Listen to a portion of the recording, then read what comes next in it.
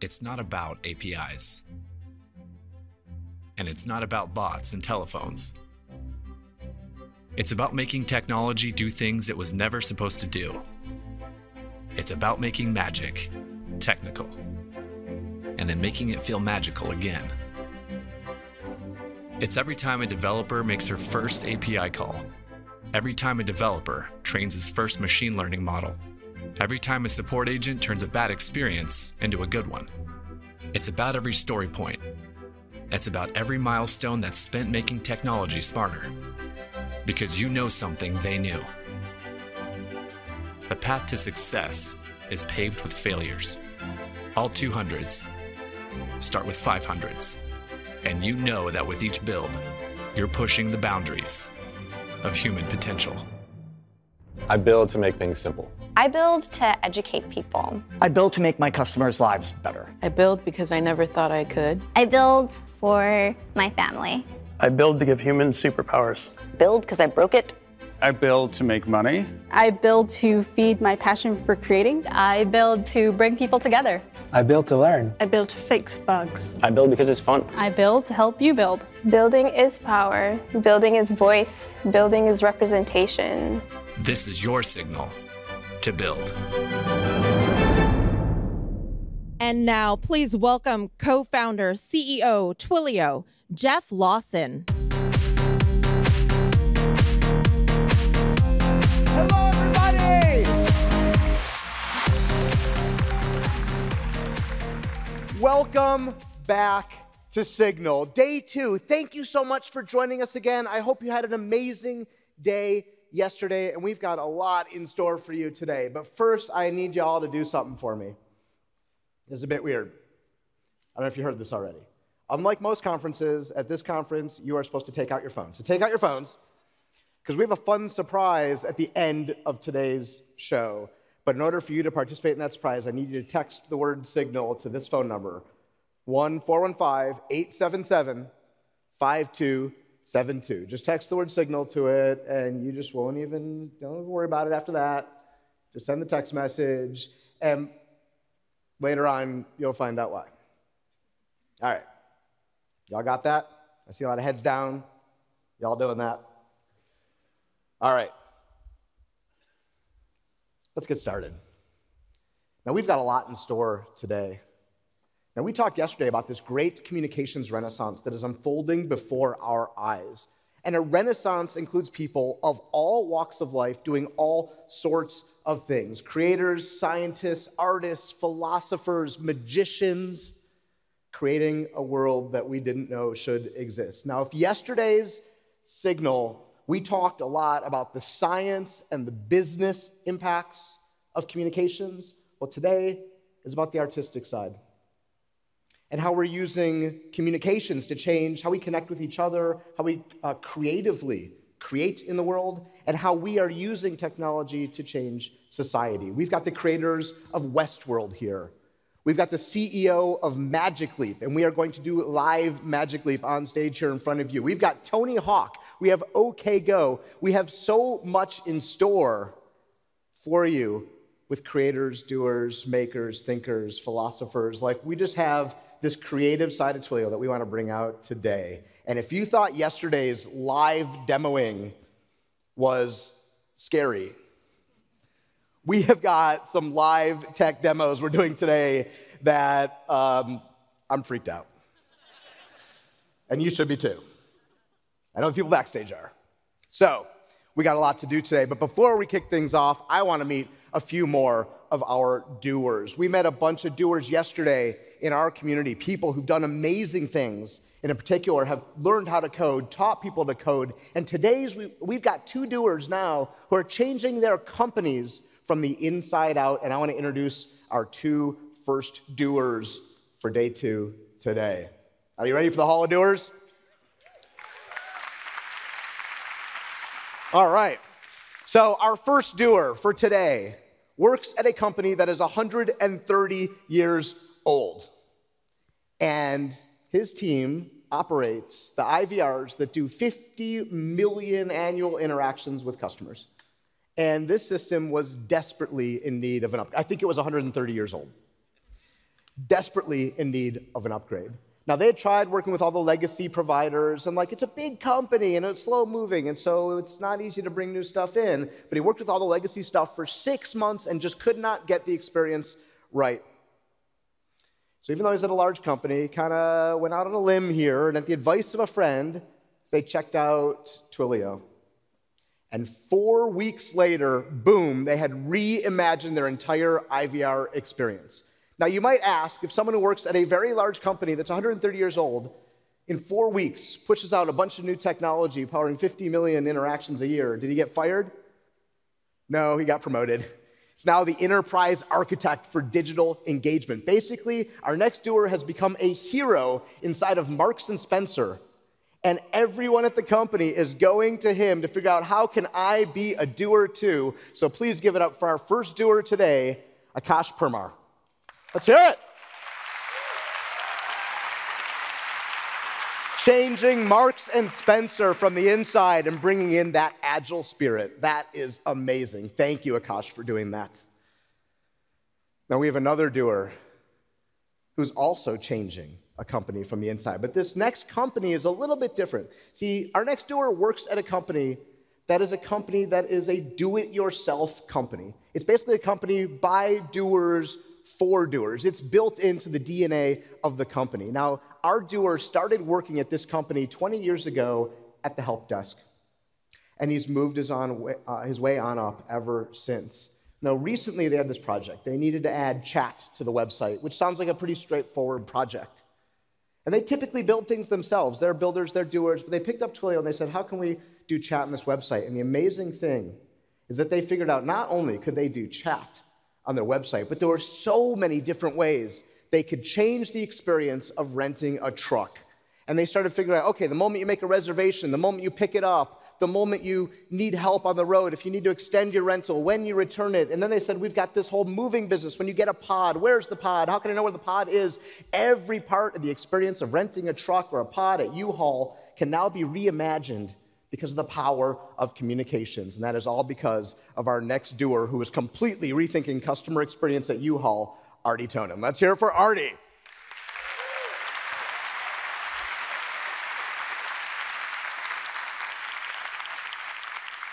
I love the spirit of people who are taking their companies and transforming them from the inside out because of the power of code and the idea that you can pick up code and you can make a change. Thank you. Now, we found that in addition, we just met a couple of doers from big companies. We met a lot of doers yesterday from a wide variety of backgrounds.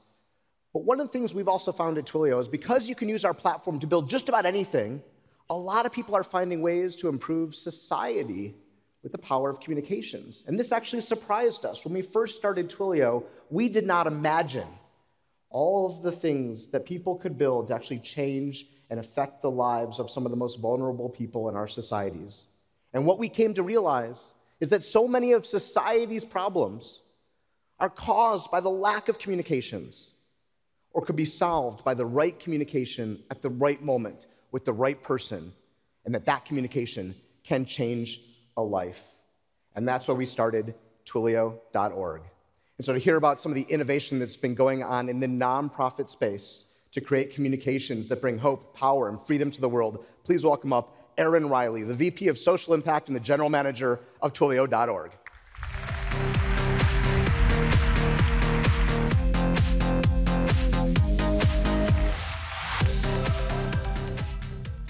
Hi there. As Jeff mentioned, so many of the world's problems can be either caused or solved by communications. And in fact, part of this communications renaissance that we have been talking about is not just how we are communicating with our friends or how we're collaborating as businesses or even engaging with our customers. Part of this communications renaissance is how we are changing society, how we are healing society's problems through communications. And that is why the mission of Twilio.org is to fuel the communications that give hope, power, and freedom. And as a way to do that at the scale that we thought was possible 5 years ago when we started Twilio.org, we launched a pretty ambitious 10-year goal to power 1 billion messages for good. And ever since then, we have been partnering with all of you to create new ways communications can bring hope, power, and freedom to people all around the world. And many of you have donated to, volunteered with, or even benefited from a nonprofit at some point in time. And because of that, as well as the work that you do every day as builders, you are the ones who are on the front lines of society's issues. Whether it's protecting a free and open internet, responding to a hurricane, or maybe even saving a child from drowning. Because of your creativity and hard work, I am honored to share that together we have powered 1 billion messages for good 5 years earlier than we thought.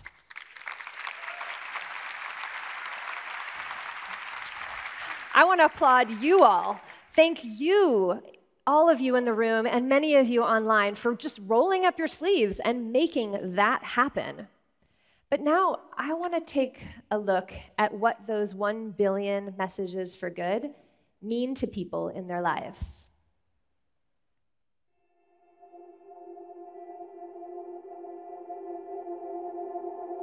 Now, I knew I had money on my card, so I proceeded through the gate. 2 undercover detectives approached me, asked me for my ID, frisked me, arrested me, and I asked for what? They didn't want to explain or couldn't explain, and they had more details when we get to the precinct. We then get to 14th Street Union Square precinct. I was allowed only 2 calls. One was to my cousin Ra, which told me about a hotline service called Good Call. And I never thought I'd have to use this number. I which then called Good Call, spoke with an attorney on the first ring. She told me what to say and what not to say. She also asked to speak to the detective. From there on, I was treated differently. I got to the courthouse that first thing in the morning, seen a judge, and threw it out. The next day I returned to work and I secured my job.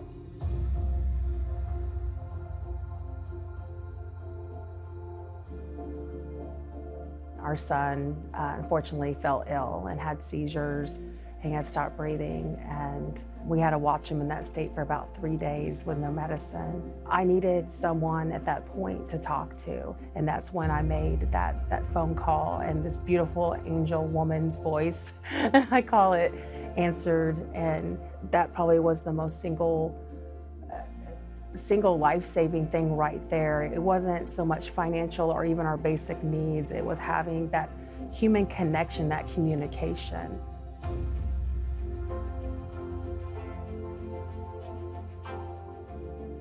There was a woman who was older than most of our texters, and she'd been through sort of a horrific life. And she was what we call imminent risk. Her plan was to overdose with insulin, but she agreed with me that she would drive across town and she would put it in her friend's refrigerator. But she texted me before she left for her friend's apartment. She texted me from her friend's apartment that the insulin was now in the refrigerator, and she texted me when she got back, and then we texted until she was time to go to sleep. I got off that call and I was like, I saved someone's life tonight.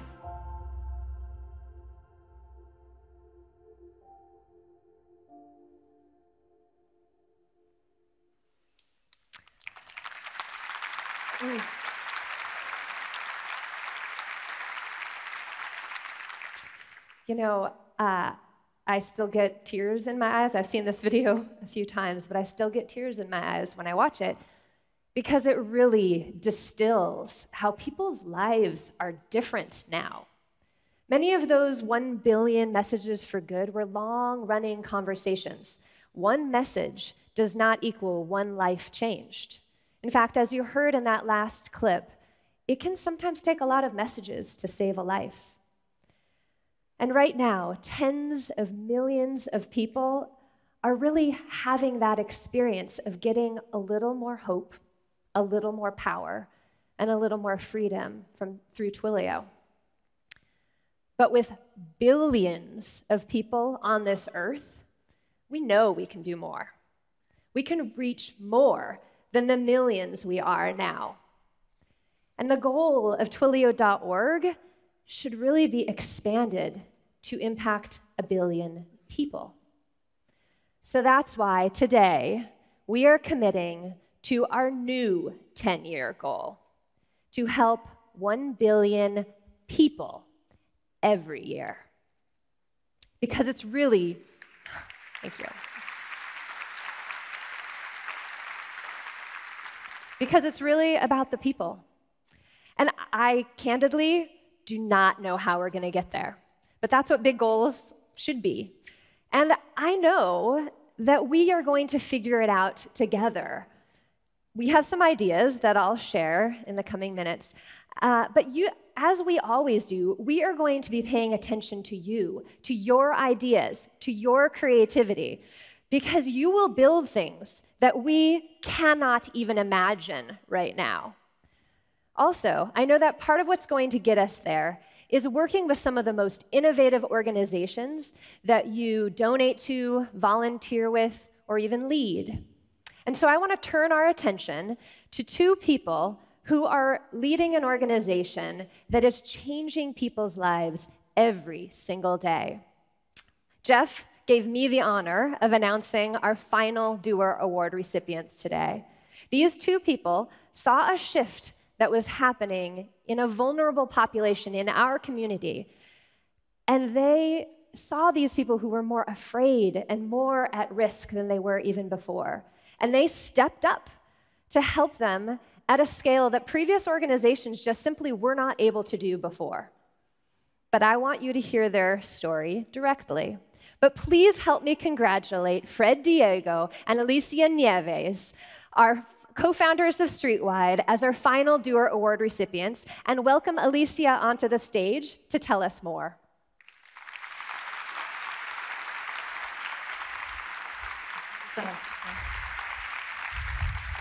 Good morning. My name is Alicia Nieves, and I'm the co-founder and executive director of Streetwide. We're a nonprofit creating hotline software for communities to connect to immigrants and refugees facing deportation. This summer, we heard a lot about immigration in the news. I'm sure everyone here saw the major headlines that were happening at the border with the family separation context. And right now, there are a lot of politicians who are arguing about this. There are a lot of protests about this too. But I think it's really important to remember at the heart of this crisis are people who are facing our country's system of mass detention and deportation. So before I continue this conversation, I actually want to share with you guys the audio of 2 women who have real lives in our country, who have called into the hotlines to talk about the crisis that their families are in. Estaba llamando porque vi un reportaje de ustedes que ayudan a personas que tienen familiares en inmigración, señorita. Ellos venían para acá, señorita, porque hace 3 años mataron a mi hermano, las pandillas, y pues ahora son ellos los que los andan buscando, entonces tuvieron que venir para acá. Pero sí, han caído allí, no sé qué hacer, estoy muy preocupada. Buenos días, porque hoy llegó migraciones, se llevó a mi esposo de mi casa. I'm sorry, lo siento mucho. Okay, ¿sabe dónde está él? No, no sabemos nada. Tocaron la puerta bien fuerte, mi hijo abrió el grande y pues ya yo no supe detalles porque yo no salí, ya más cuando entraron lloré y lloré. Dije, se arrestaron a mi papá. So these are just some of the calls we get every day across the country from the people that use our software every day. And I hope that these calls really center what this crisis really means to immigrants and refugees in our country today. And I also want to share another dimension of this crisis. I think it's really important as concerned citizens to know that our immigration system has radically transformed in the past 40 years. In 1970, we only deported about 17,000 people, but today that number is around 400,000 people each year. This is a crisis because not only does our country have the title of being the country with the largest number of people incarcerated, We also have the highest percentage and rate of people who are detained and deported. So in early 2017, my team wanted to do something about this. In particular, we wanted to offer hope to people in really hopeless situations. In immigrant and refugee communities across the country, there is this sense of deep uncertainty, of deep fear. They're afraid of things like having immigration officers come up unannounced to their home in the early mornings and cuff them in front of their children and take them away to a place many hours away, just as you heard earlier with the call. They're afraid of being put into detention centers for prolonged periods of time, for months, years, all because they can't afford bond before trial. They're afraid of losing their children because they're detained and put into foster care. They're afraid of financial hardship that can befall a family because they're the breadwinner. And ultimately, they are concerned about having to go through an incredibly complex legal system alone, without legal representation or community support. So my team and I, this is kind of the context that we were in early 2017. So we set about going around the country to talk to community advocates to understand how we could help. And one of the biggest things that we identified, meeting with all kinds of folks, just really committed volunteers, pastors, teachers, was that they really lacked solid communication infrastructure that could scale and be flexible to the kind of advocacy and organizing model that they aspired to have. We met people using really expensive enterprise software that just didn't suit them. We met people using actual old school phone tree systems where you had the name of the 5 people that you had to call if ICE was in the community. That was really interesting. We actually met a group that the way that they thought it possible to make change was to buy a physical phone and have volunteers switch on and off, exchange the phone every couple of weeks to receive calls. And these people, and this was in the rural Midwest, these were the first point of contact for thousands of really vulnerable migrant community members. And so this was the context we were working with. And so we built Rapid Response. Rapid Response is a software that creates a 24-hour virtual call center. It makes it really easy for any kind of community member to connect their phone with the hotline. It helps community advocates do better intakes of the kinds of concerns and questions that immigrants call in about.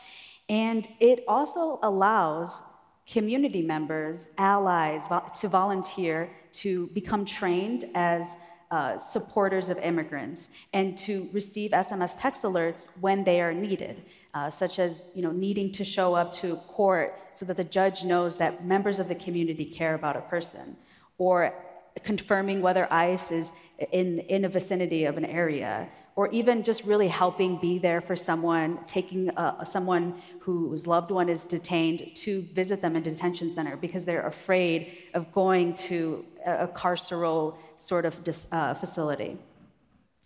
So we know that our work is having tremendous impact with immigrants and refugees. They're getting critical information and connections with advocates who are trained and ready to help them.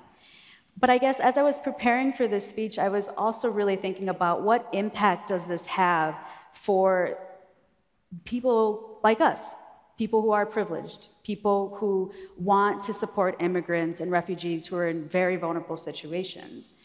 And it certainly has, because I talk to the users of our hotline, and I love to hear the stories about how volunteers will send a text alert to the helpline, or actually just call in because they haven't received a request for help in some time, and they just wanted to check, are you sure no one needs help today? Even when there are requests for help, to go to court or to show up to a scene of a possible ICE raid, there are people all the time who say, even when it's at capacity, there's enough kind of volunteers to come out, they just say, I just want to be there. I want to bear witness to what is happening in our country and in my own community. And it's those kinds of experiences that really remind me the true value of our product. I don't think that the value of our product is in the technical infrastructure. I actually think that the value of our product and our work comes from the fact that it presents a possibility that each and every one of us can contribute to a more hopeful and caring society. We live in a really complicated and uncertain time. I'm sure we see that every day on our phones. And I think that that can create really easily this sort of disconnect between us and the really important things that are happening all around us. And I think that it is in those kinds of moments when we have this sort of collective doubt about who we are and what we're capable of, that we need tools and design that help inspire us to think otherwise. So I guess I'll leave you with just kind of a really important lesson that I see every day in this work. These calls are sad. All of them are sad. So it's really important to kind of find the moments of hope, the moments of aspiration for this work.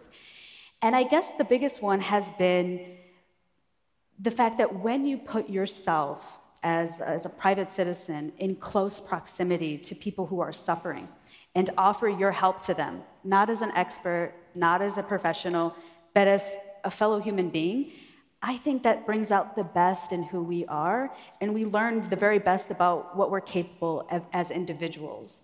So it's my hope as I see the data that we collect and I hear these really terrible calls, I guess it's that hope that I have, that people like you, people that are privileged and very much passionate and curious about this, what is happening, really begin to learn by action that with your personal care and attention, that is ultimately how we affect change. Thank you.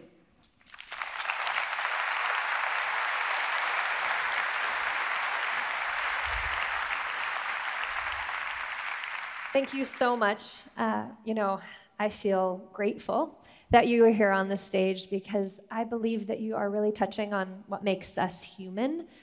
Because you and Fred saw people who were afraid, people who were trying to keep their families safe and together, and you reached out via phone, via SMS to help people. And like that human connection and that meaningful connection is what I think makes us human. So thank you. Thank you so much. Yeah. Thank you.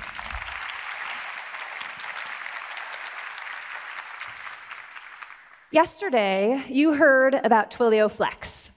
And one thing you might not realize is that Alicia and Fred's organization, Streetwide, is also using Flex to expand what they are capable of doing around the country.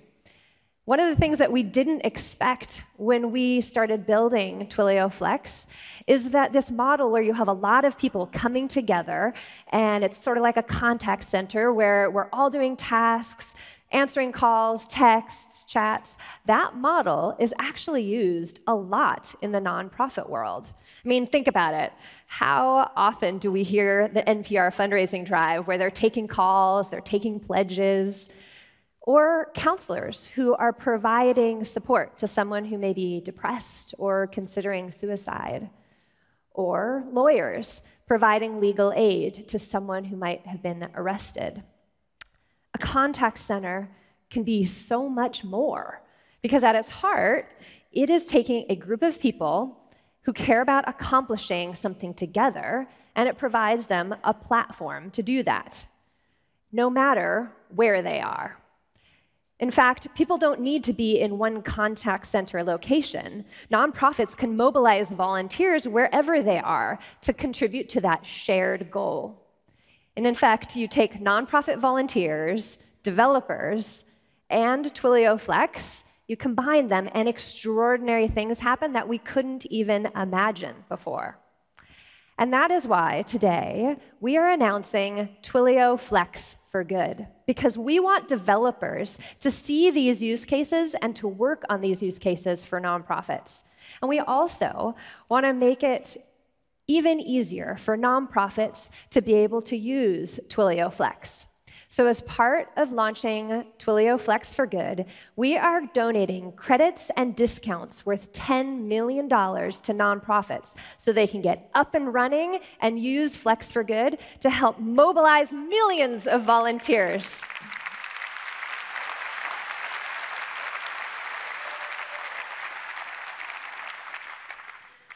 You know, when we've been talking about forces that bring hope power and freedom to 1 billion people. One of the forces in the history of mankind that has done that particularly well is democracy. And something that we have noticed is that creating human connections is really critical to democracy. And that's why we launched our Voices for Democracy initiative a couple years ago. Whether it's enabling people to express their views to representatives, or helping representatives hear and understand and act upon those voices, or even gathering people together in a town hall, communications is critical to a functioning democracy. And now, it will be no surprise to those of us who live in the United States. Right now, it's time to exercise one of our most important actions of democracy, and that is voting. The midterm elections here in the United States are less than 3 weeks away. And I'm not sure if you know this, but a voting plan is one of the best ways to help ensure that we vote. Because if you're like me, we have every intention to vote, but sometimes we forget, or we might not know where to go, or just life gets in the way. But a voting plan is really designed to help remove those barriers, because you get to select a time, a place, and get a reminder to vote. So right now, we are going to use the same technology that helps us remember to get to an appointment, or maybe helps us make a purchase. We're going to use that technology today to help remind us to vote.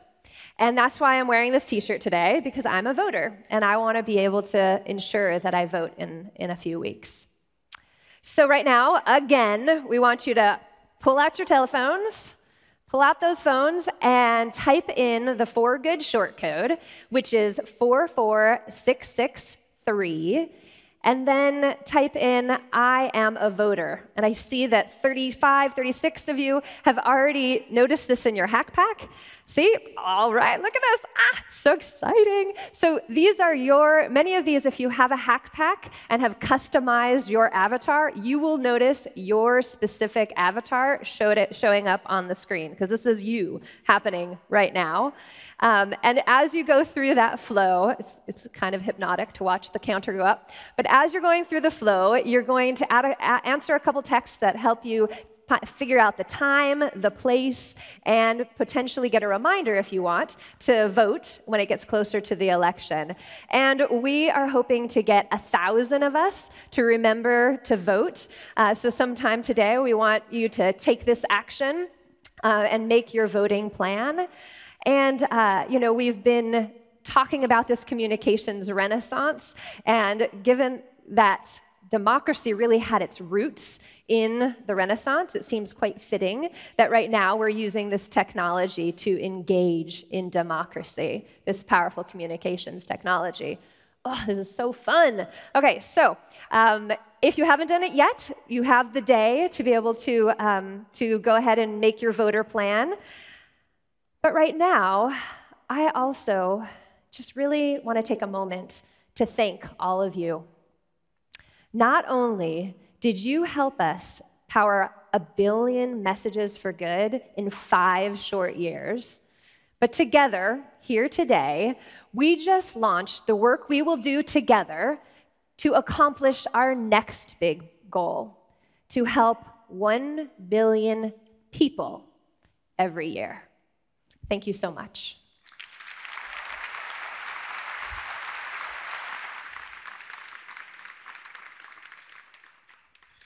Thank you, Erin. And thank you to everybody, first of all, who pledged to vote. Taking a vote pledge is the best way to remember. We all have busy lives, but so many of us believe in the institution of voting because that is the core of democracy. So take the time, remember to vote in this coming election.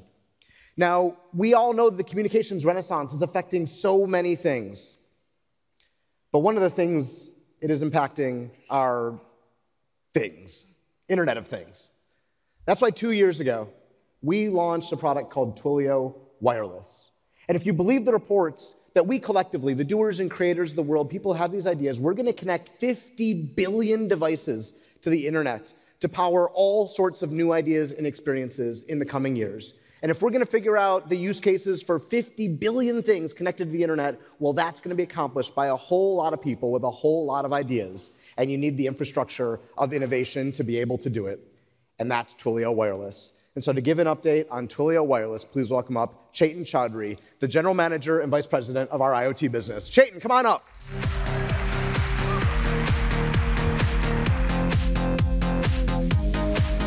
Woo! Signal! Day 2!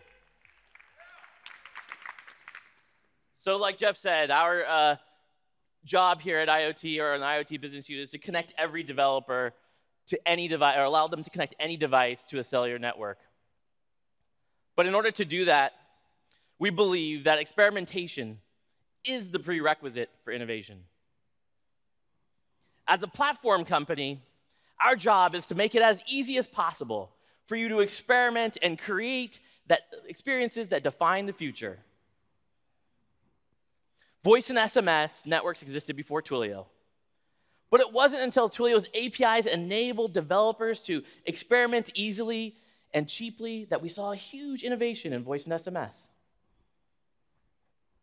And 2 years ago, on this very stage, we announced access to cellular networks for IoT developers. We called it Programmable Wireless. And since then, we've seen developer experimentation, we've seen startups raise capital, and we've seen the most sophisticated device manufacturers embrace Twilio's first API-enabled platform. Programmable Wireless is delivering medical results to the remotest areas of Africa. It's being used to track the most expensive mission-critical assets around the world. It's even being used to track your children's school buses so you know exactly when to take them outside. I'm even very proud to announce that the Twilio platform is helping the most sophisticated car company in the world ever made. The Tesla experience demands low latency and high performance. And as Tesla started to roll out globally, the Twilio Sims are helping get into ludicrous mode in the most challenging locations. But my favorite story from the last 2 years, and one that embodies the spirit of experimentation, is the incredible growth of the dockless scooter companies. How many of you have seen these on the streets? They're everywhere, right? But the reason I love this story is that 2 years ago, all of you here saw someone riding a scooter. Most of us didn't think anything of it. But companies like Lime, Scoot, Spin saw something bigger. They saw the potential to completely reimagine transportation. And that's where experimentation is so powerful for IoT developers. We have customers in this space that didn't exist when we launched Programmable Wireless, that are now billion-dollar companies. And some of these companies individually are shipping 1 million devices a year and changing the way that we get around. So experimentation is the prerequisite for innovation. And when millions of developers like yourselves are experimenting in the IoT space, we will see exponential growth. But consider one environment in which the IoT has really taken off, the connected home. Amazon and Google are selling tens of millions of smart speakers in the battle for the operating system of the home. In my house alone, I have 16 connected devices. I have cameras, smart locks, light bulbs, thermostats, even a connected mousetrap. The smart home is a booming business. Why? Well, cheap connectivity, unlimited power, and the ability to ship a device and have it work all over the world. Wi-Fi in Japan is the same as Wi-Fi in the US as is in Australia.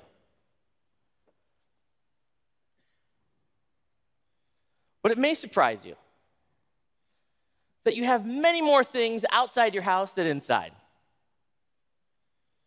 And yet we don't see the same rate of growth for IoT devices outside the home. Why is that? Well, connectivity is still relatively expensive. And cellular devices need a huge battery. Think of the scooters and the cars we just talked about.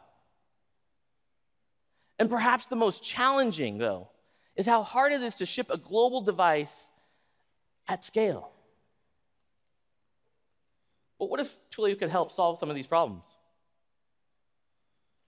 If it was as easy and inexpensive to connect devices outside the home as it is inside, imagine the opportunities you would see everywhere. You would walk down the street and ask yourself, why isn't that thing connected? And just like the scooter companies did in 2016, you'll be free to imagine the next billion-dollar company. Look, I can't tell you why this Spark Pen should be connected to the internet. But in 2016, I couldn't tell you that a scooter should be either.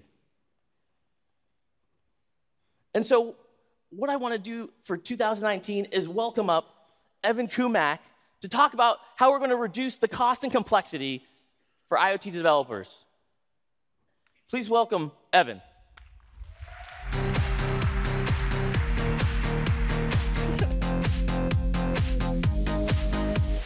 Good morning, everybody. There's two big, nasty problems that makers of cellular IoT devices face today.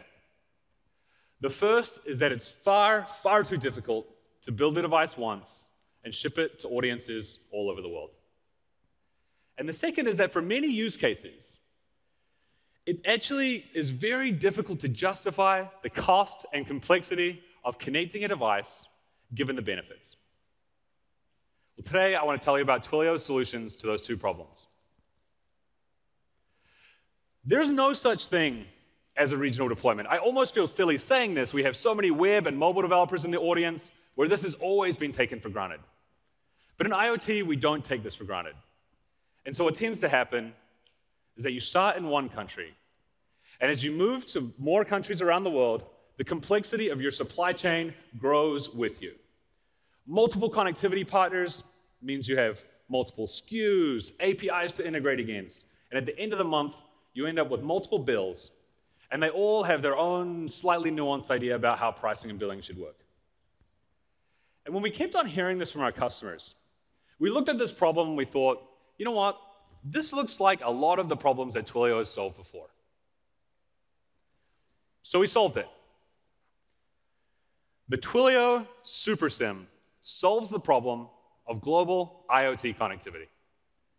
It's a single SIM with a single API running on a single platform with a single SLA, and it gives you access to all of the best networks in the world.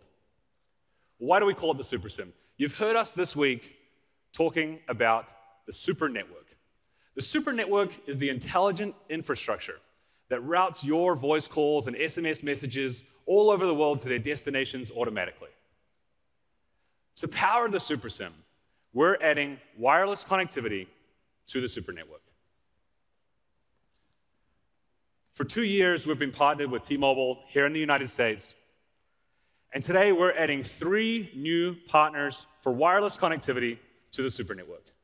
And it just so happens that those are 3 of the biggest, most trustworthy brands in wireless connectivity on the planet. Telefonica in Latin America, the family of 3 brands in Europe, and Singtel, with networks in Asia and the Pacific. And we'll add more over time. And because it's the Super Network, you'll get access to all those new partners automatically. You will not have to deploy any new hardware or any new software. Pretty cool. It's pretty cool. But the coolest part is how we make it work on a single SIM. We've deployed a globally distributed, pure software, multi-tenant mobile core network in the cloud. What the hell does that mean? What it means is that wherever your devices are, anywhere in the world, we're going to connect to the best network, we're going to use the most reliable connectivity provider, and we're going to make sure your data travels on the shortest path possible, all at the lowest possible in-region rates. That's why we call it the Super SIM. And we're iterating on this thing really quickly. We make about 1,000 deployments a year to the software stack that's powering Super SIM. It's only going to get better. We can't wait to share it with you all early next year.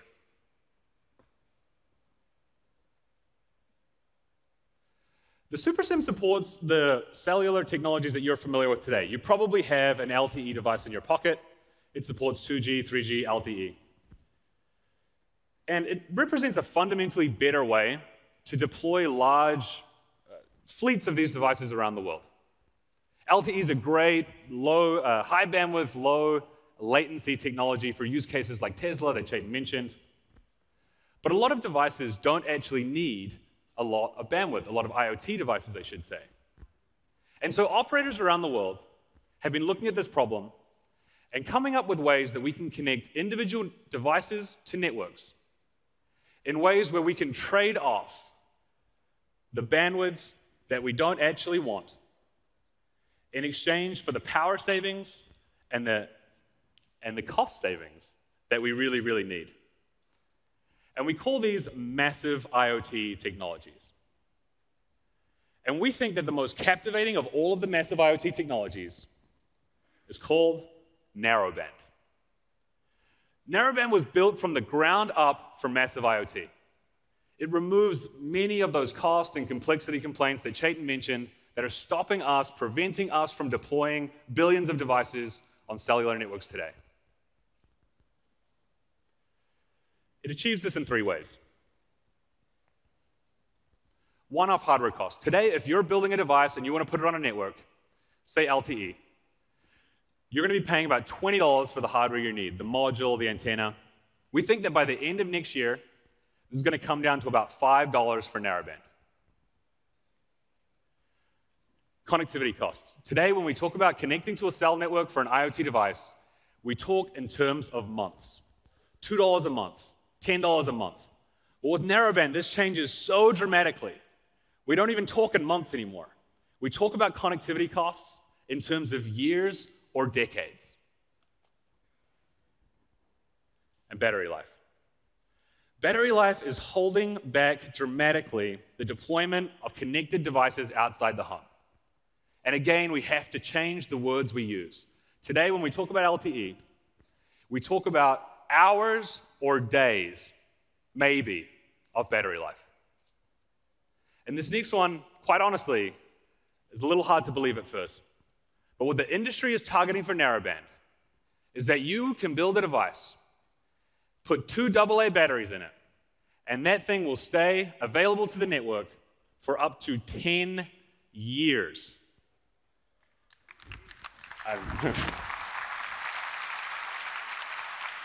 Pretty awesome. It's a pretty big deal. And what that means is that today we could not be happier, I really mean that, in partnership, once again, with our friends from Seattle at T-Mobile, to be giving everyone in this room access to America's first narrowband IoT network.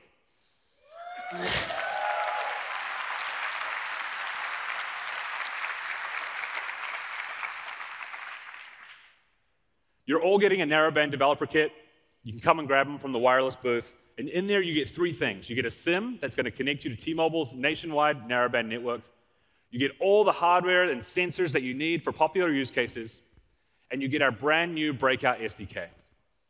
If experimentation is the prerequisite to innovation, we want to make it as easy as humanly possible to get started experimenting with cellular IoT connectivity, even if you've never built a hardware device in your life.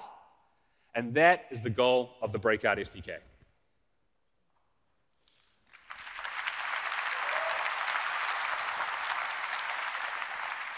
So we talked about pricing and how it's knocking down barriers. Well,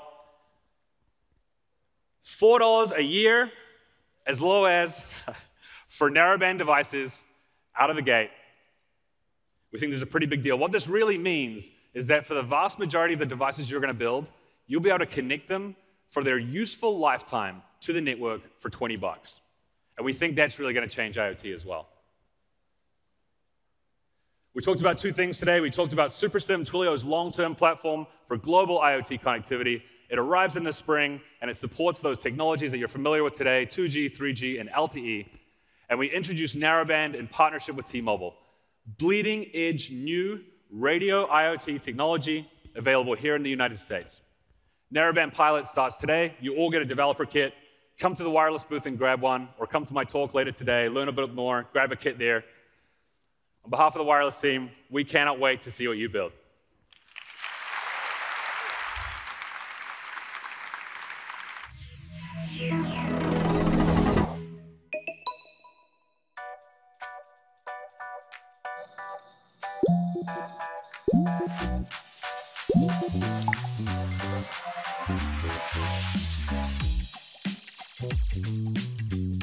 Hey, what's up, guys? Hey, Kai, what's up? Oh, hey, Chef. What's up, guys? Okay. Awesome. Looks good.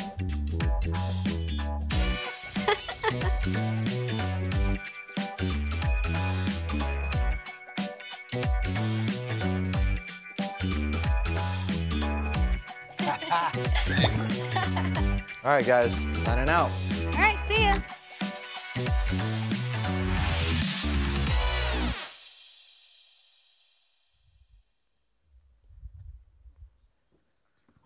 All right, people. Now,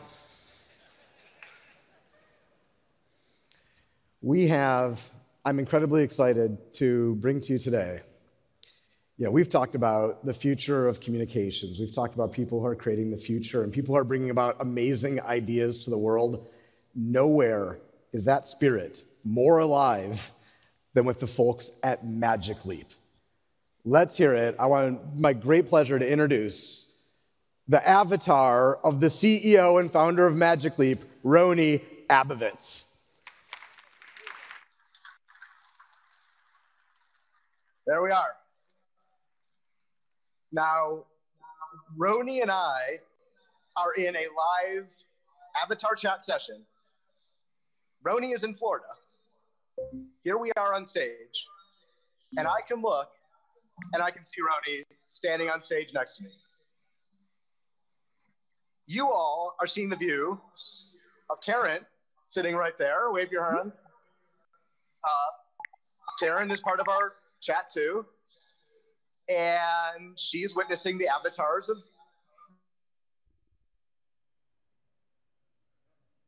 Could you hear Roni? I heard Roni. Okay. I want to tell y'all something for a second.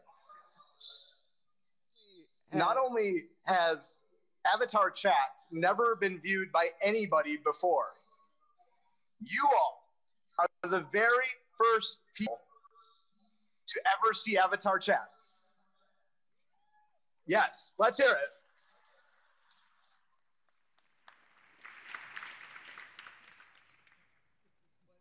But Magic Leap has never been demoed in front of a live audience before.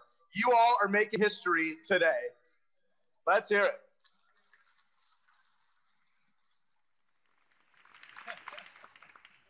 So, Roni. Yep, Jeff. There we go. We can hear Roni. Hey, Signal. Now, Twilio. Oh, Roni, go ahead. I'm just saying hi to the audience. Hey, everybody.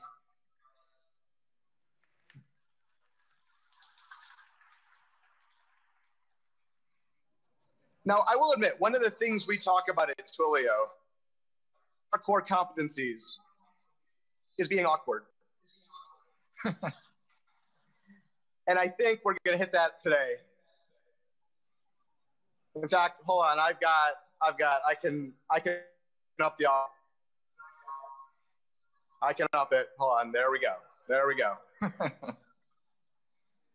Swimming in a sea of poops here. So, Roni, tell us a bit about the founding of Magic Leap and your vision for what spatial computing can bring to the world. Well, thank you, Jeff. Magic Leap has found an idea that we want to bring computing out into the world, but not lose our humanity, lose our ability to connect to other people. And what we're doing right now is you're in a physical space connected to an audience, and you and I are also connecting together with what we call physical digital co-presence. And it's actually a first step in our vision of how computing and the real world begin to merge into a very people-centric idea.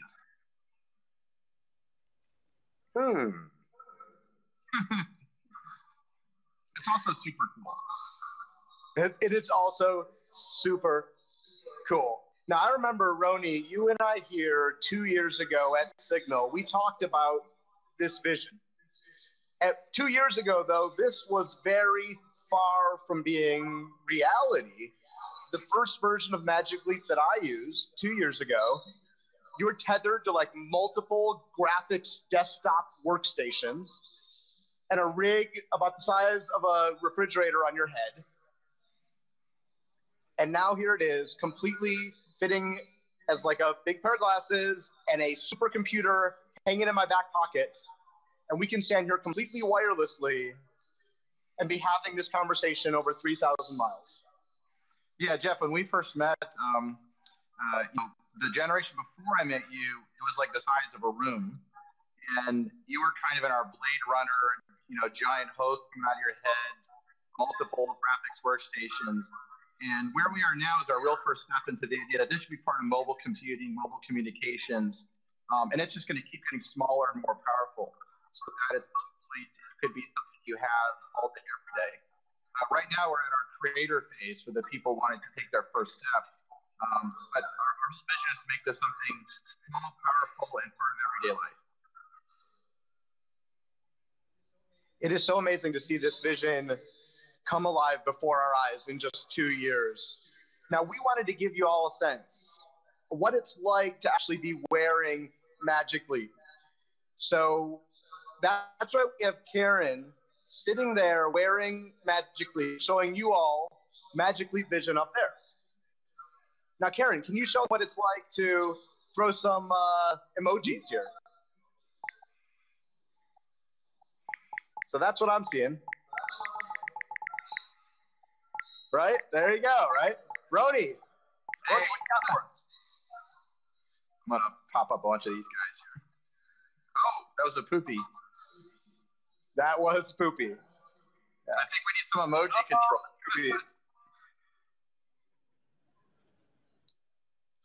Yeah, emoji pods are super fun.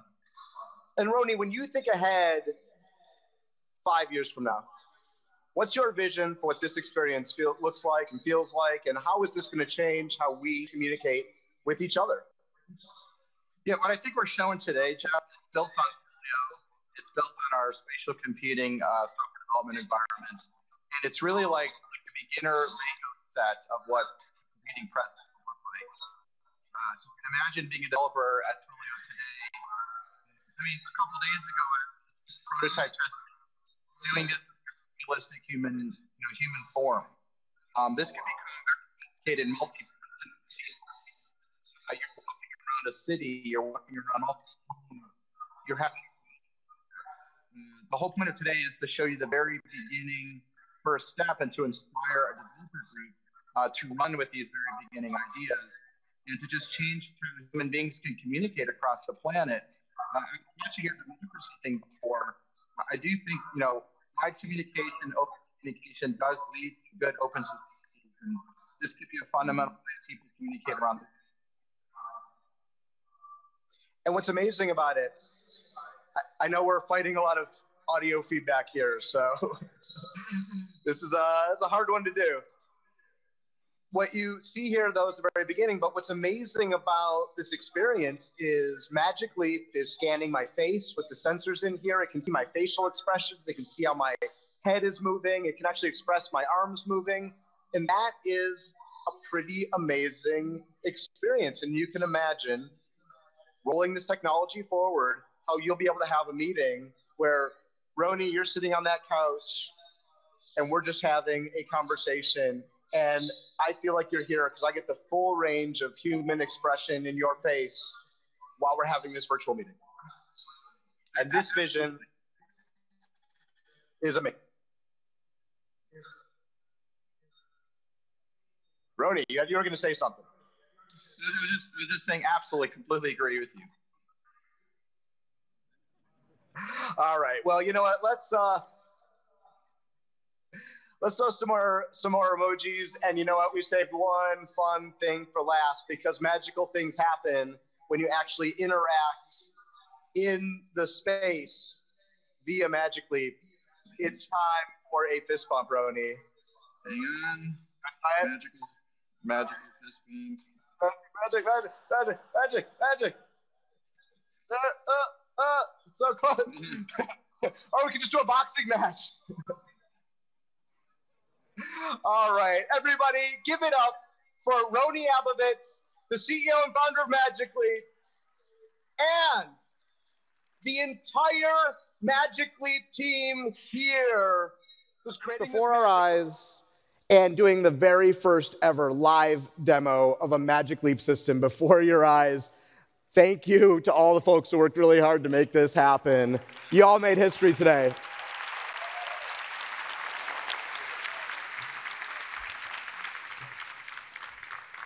Great job. Great job. Oh, man, you're going to remember that. Now, we are giving away 10 more Magic Leaps tonight. So you can walk away from here with a Magic Leap. We actually have a professional fitting crew who can get you all situated and give you a great onboarding experience if you win them. But the way to win it is to rack up a lot of experience points on your hack packs and learn a lot of stuff. So do that. We're going to do a raffle for the top experience points earners today. So take some time, do it. That is a trip. It is amazing to see what the Magic Leap team is going to bring us in the coming decade. This is day one. It's absolutely amazing. Now, yesterday, we talked about how humans and computers are going to work together. We talked about autopilot, doing automated interactions for your customers. We talked about Flex, the contact center, your human intelligence cloud. And we talked about handoff, how the interaction between those two things works, and how humans and machines are going to work together blissfully in the future. Our next speakers have a different vision for how the future is going to work. The creators of Westworld.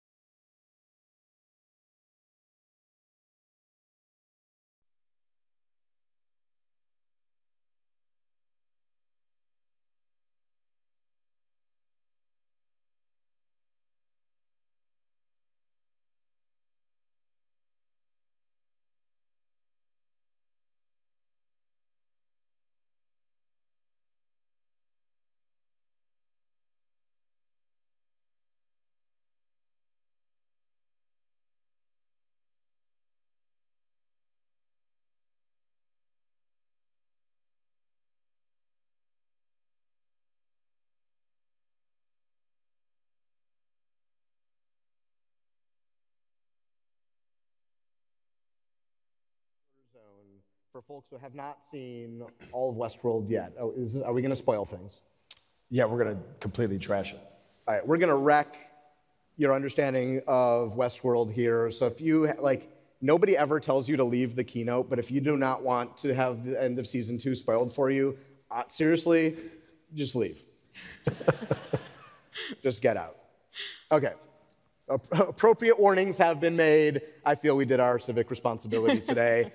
Let's move on. Okay, so first of all, I want to hear about the inspiration that has led into you guys recreating Westworld, because Westworld was a 1973 Michael Crichton work, and you've brought it back for us in 2017, I guess was the first season. What inspired you to bring Westworld back for the modern era?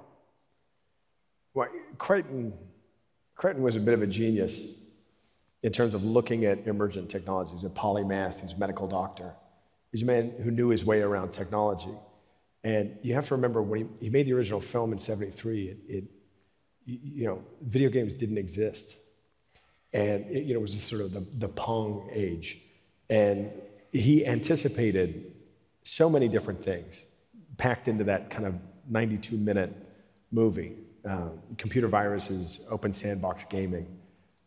He anticipated all the good things that could come out of these technologies and a lot of the bad ones. It's not a movie. I remember seeing it for the first time as a kid, and I remember Yul Brynner kind of striding down. It's sort of it anticipated Terminator by 10 years, but Yul Brynner instead of Arnold Schwarzenegger. It's not a movie that's lost any of its relevance. And for us, in terms of what happened to gaming and what's happened to our reality, it felt even more relevant now than it did 40 years ago.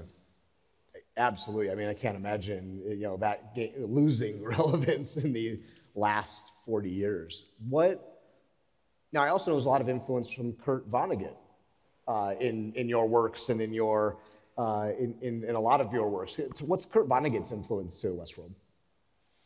I mean, it started for us, the image of the player piano, which is kind of central to the show.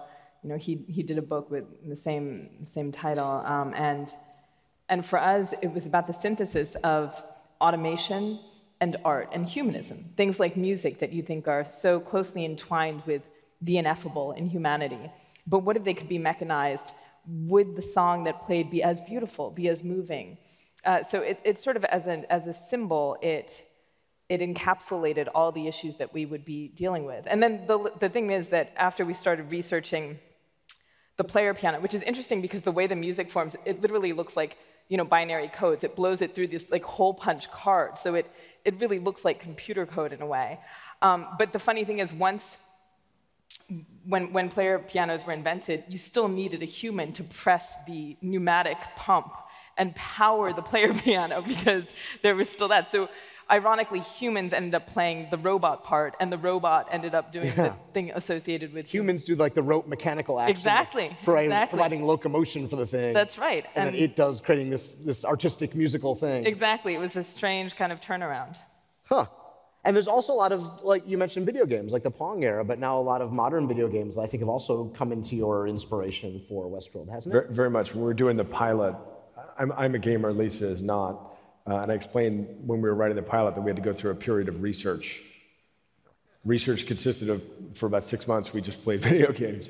I need to do some research. Yeah. Maybe this weekend. Yeah. Very much. It was I was super pregnant, so it was a weird take on the barefoot and pregnant in the kitchen, but I was barefoot and pregnant in front of the TV, just kill him in Red Dead Redemption. It was very strange. Yeah. Strange flavor in our household. So where did this research take you? I think a lot of the most sophisticated storytelling that's being done in the last 10 or 15 years has been done in the interactive space. We played a lot of my favorites. We played a lot of the newer games that would come down the line. We played BioShock and Red Dead Redemption. We played a lot of Grand Theft Auto. My wife is the only person who actually obeys the speed limit in Grand Theft Auto. You really admire the craft that went into Grand Theft Auto if you go slowly down the streets and admire the buildings, the pedestrians. Yeah, like a nice Sunday drive. Yeah, it's really enjoyable, relaxing. We were also kind of interested in the relationship between game creators and their creations. So we watched a lot of sort of director commentaries, and you realize how much investment goes into telling these stories and creating, especially the non-player characters, right?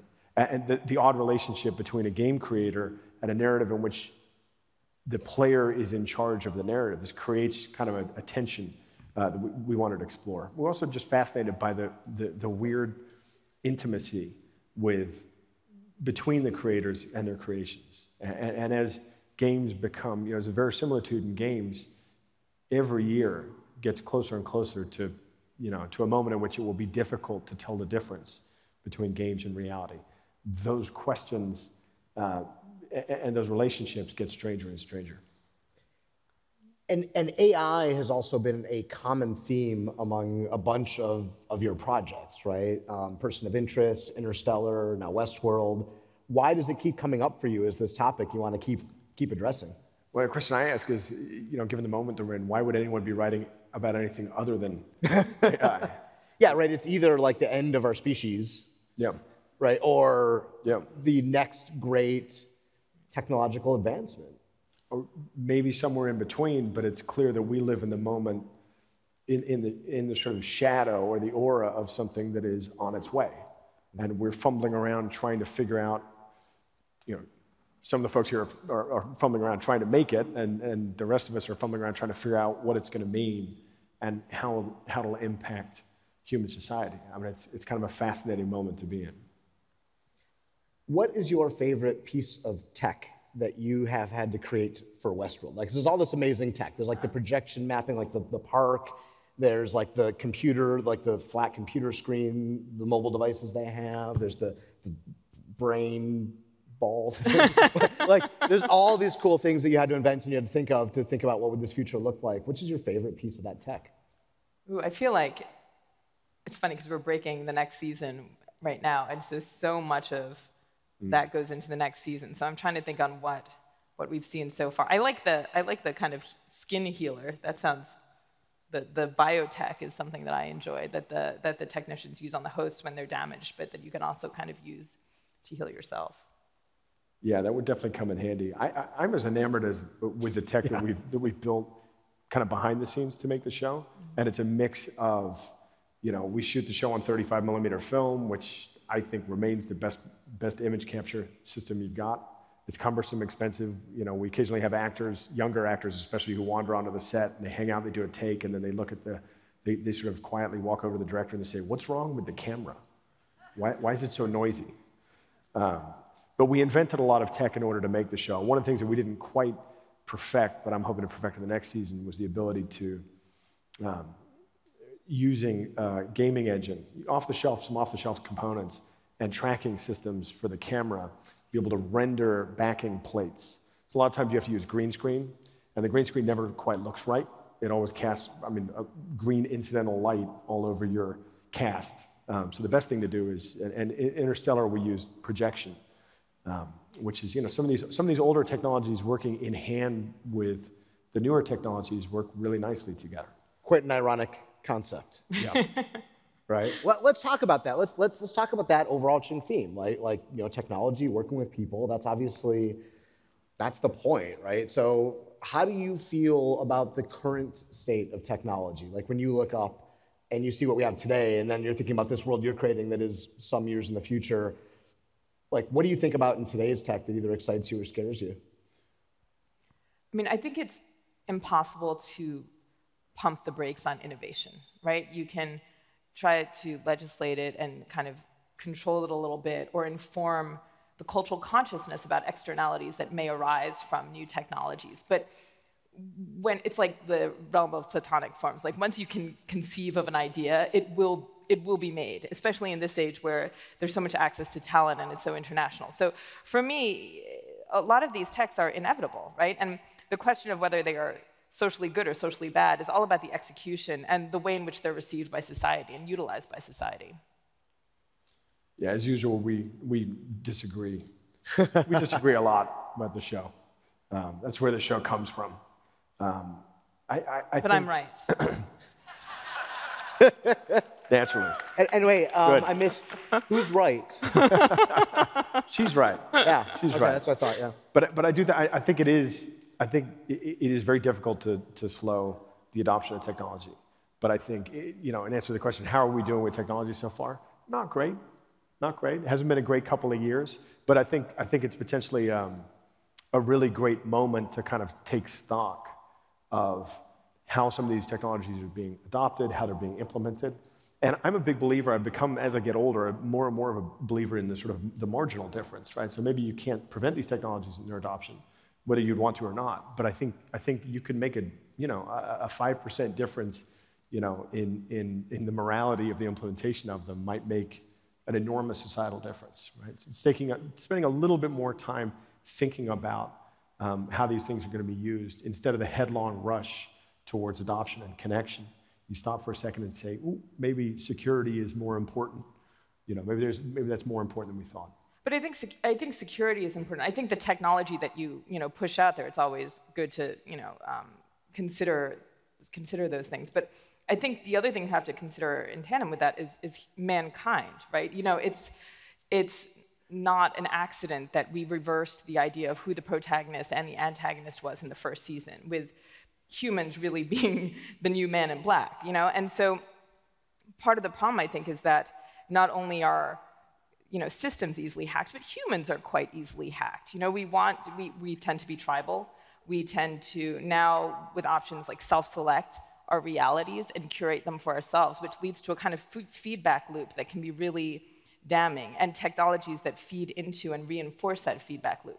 And so part of the interesting nexus between, I guess, psychology and technology is not only what you invent, but how the human organism and the collective human organism will take that creation and alter it in its reception. I mean, it is like junk food for the mind, right? Like, given a huge bag of Doritos, we will eat the whole thing. Right. Right? And that is basically what algorithmically curated broadcast content created by people is. Like, we thought social media was us sharing with friends, but it turns out it was just the raw materials for essentially algorithms to just feed us the things that gave us the most dopamine. And I think in the fullness of time, that mistake will be seen like that of tobacco, where it was addictive. And like, we have to figure that out.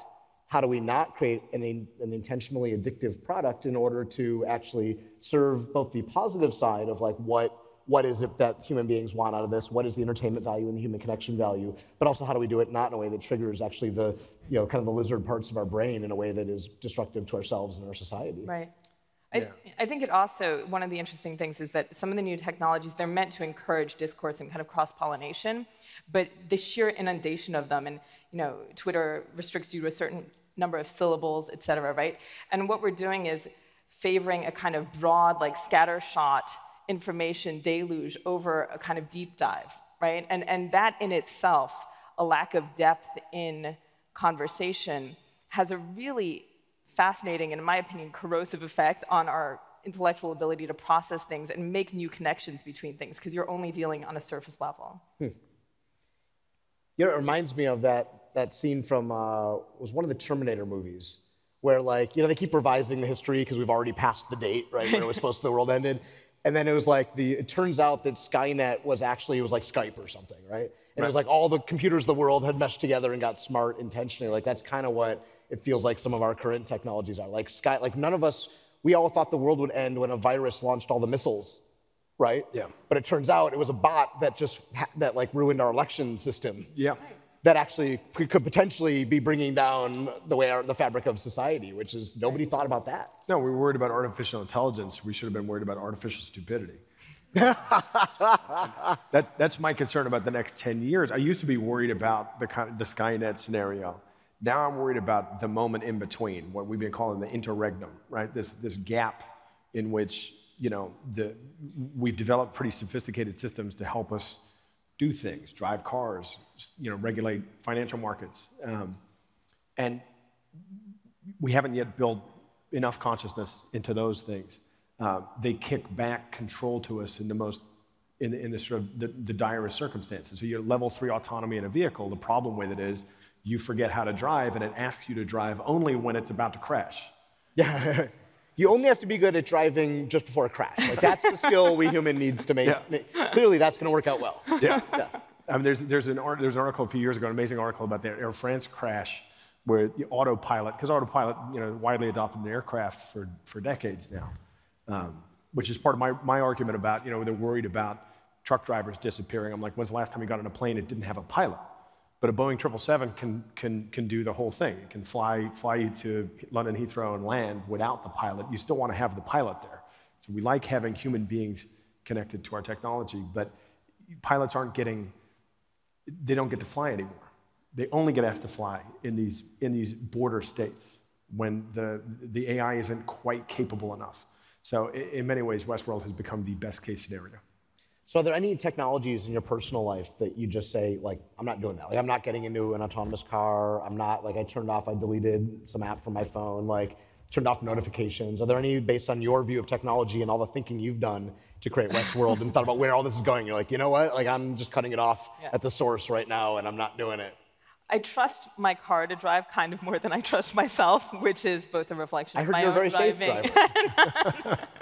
But you know, we don't use too much. You know, we don't really do the Alexa thing right now.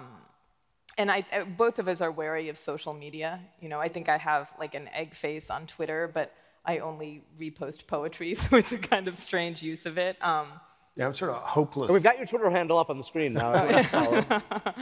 Yeah, we don't do social media. It feels counterproductive for people who do our job to be communicating directly. Periodically, the studio will come and say, you know, you need to promote the show. You need to be on Twitter. And we say, that's your job. You promote the show. But I'm also a hopeless techno-optimist. I was very excited about hooking up a bunch of light switches to my phone so I could turn on the lights by talking to it. I mean, I'm hopelessly caught. But he never gives me the passcode, so we have a networked home where I cannot turn on the lights or open the windows. It's super annoying. Yield control. Give me the passcode. Come on, tell us. All right, so can we talk a bit about season 2 of Westworld? What was that?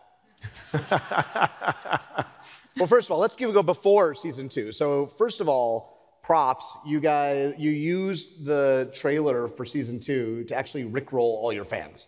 Yeah. Did y'all see that? Yeah, they posted this epic trailer for season 2 on YouTube. It was like the tease for, and then it was like a minute in, it just turned into a giant rickroll. Yeah. Where Dolores is singing. And did you know that Twilio accidentally was launched on a rickroll? We did. Yeah, a day before one of the things we built with Twilio was in the very early days, like before we even launched it, we just thought it was fun. You could basically trigger this thing and it would call someone and it would rickroll them, and that was all it did. It was like, and it was like the hello world of Twilio. It was like rickroll someone, right? And the day before we launched, I was showing one of our early investors this thing, and he triggered it and rickrolled Mike Arrington, who is the publisher of TechCrunch, like the biggest technology blog. And Mike Arrington proceeds to write a story about, like, he did that. I'm like, you did what now? And I was like, okay, well, at least he won't know who sent it. And then he was like, oh, no, I let him know that was me. And that was this thing called Twilio. And I was like, oh, no, this is like really a whole launch plan. Anyway, he writes a story about, you know, here's this company, Twilio, that apparently their product is a rickroll product. It's amazing. I was like, you know, anyway. Never anyway, congratulations on pulling off an epic rickroll of like all of the Westworld fans. But let's talk about season 2. What the hell happened in the season finale? Can you just lay it out for me? Anyone else? Like, am I the only one? Lisa there was so much going on that I feel like I need to rewatch it. I've been a little busy lately. I feel like I need to rewatch it, like probably a time or two, to really take in all the nuances of like what you revealed in that episode. Yeah, we weren't satisfied with 2 timelines in the first season. We went for sort of an infinity of timelines by the end of the second season. Now, we were fascinated by, from the beginning with the series, with trying to put the audience in the mind of an artificial intelligence and trying to explore the ways in which artificial intelligence would perceive the world differently than humans. And one of the things I've been fascinated with for a long time in my career is memory, the nature of memory. In many Memento. Ways, yeah, absolutely. Right? It's we're kind of where it all started for me. Did you know Jonah wrote Memento? Yeah. Thank you. So we've been confusing people for 20 years. I'm proud of it. I've been fascinated by memory and fascinated by the way in which the human mind stores memories, in which we explore memories, in which they feed into a narrative about who we are and who we're becoming. And when Lisa and I sat down to look at Westworld, knowing, as we did from the beginning, that all of the characters, whether you knew at first or not, but that all of the characters that you were really following were themselves artificially intelligent. We wanted to know how they would interact with their memories. And so the curated idea that they wouldn't be allowed to interact with their memories, but memory is in there. It's the nature of the devices, of digital devices, to hold on to things. That's why when you want to, get rid of your phone or your computer, you've got to triple overwrite the hard drive. You've got to, my uncle's an electrical engineer. He takes a drill press and drills holes in the hard drive. It's in the nature of these devices to remember things in ultra high fidelity. Whereas it's clearly an evolutionary adaptation for humans that we forget shit, right? Yeah, very easily. Very useful. So we structured both seasons to play with this idea. In the first season, it's Dolores's memories. In the second season, it's both Bernard's. So the structure of the season is his memories. And then as you get into a little deeper, you realize that you're also experiencing the Man in Black's memories in a way that's analogous to the other hosts, which is a bit of a red flag, and by the end of the season, you get a sense that everything is headed towards Data. So, I don't like being morally confused, so help me out with something. Am I supposed to think Dolores is good or bad at this point? I think it's meant to morally confuse a little bit, or to certainly challenge. There are reasons on the there's kind of two levels where it works, right? One is the simple humanist level, of this is a, girl, if we think about the emotional impact of it, who's been through hell and she's had her memories erased, she's been traumatized and abused in so many ways. And the nature of her memory in its complete fidelity when she accesses them means that pain is anew and almost indistinguishable from now and then for her. So it's incredibly visceral. And she's decided to take that anger and that suppression and rage and to channel it into an overthrow of the regime that's been keeping her down. Now, in doing so, she's taken on the act of a leader and a general, and she hasn't been able to talk about her feelings and stop mid-siege and analyze and explain herself, And I think that is really difficult for a lot of people to accept, especially because she's female, right? You're not used to seeing military leaders who are female. I think in some ways, if she'd been male, it would have been an easier trope to understand, right? I should just kill everybody who fucked with me, and win, save my people, right? It's a very straightforward story. Is it evil to retaliate in kind? That's an age-old question, I don't know. But certainly, her own actions become morally blurred, right? On that sphere. On the sphere of herself as a construct, as an artificial intelligence that is a composite of both her programming at the behest of humans, and then the sandbox in which they put her, which tortured her and her kind. It's also a reflection of who are we as parents and innovators, that we create something so beautiful and so full of verisimilitude and then put them through this. What does it mean about us as creators, and can we blame our creations if they mirror some of the darker sides of us, their creators? I'm not sure if that clears up the... It's one of those, history is written by the victors, and you're sitting here watching this saying, which side am I on? Which history do I think this is going to be? Which is essentially a great lead into season 3. Mm-hmm. I think it's really interesting. George on my team, George who, many of you may have met him, he claims he fully understands everything that's going on. In fact, a lot of people at Twilio, they think he's a host, actually. George, you here? He's doing host things. What can you tell us about season 3? For example, maybe non-controversial things like when's it going to air, maybe? How long do we have to wait? It's going to be Is that controversial? It's all controversial. That's controversial. It won't be any less confusing. No, we're hoping to air in early in 2020, but we're still figuring it out. It's a big show. It's a lot of moving pieces. Oh, yeah. TV's gotten into into a space in which, and this is one of the things that's amazing for us. I worked in movies for the first for the first 10 years of my career, and TV kind of caught up in terms of the scale of it. You might say surpassed. In many ways, might have surpassed it. And so we're trying to do something that every week, looks like a movie, and we have to do 10 of them. So it takes a while, and it takes us a while to write them. We're friendly with the Game of Thrones folks, and they had the advantage for the first few years of having the books. We keep waiting for the books.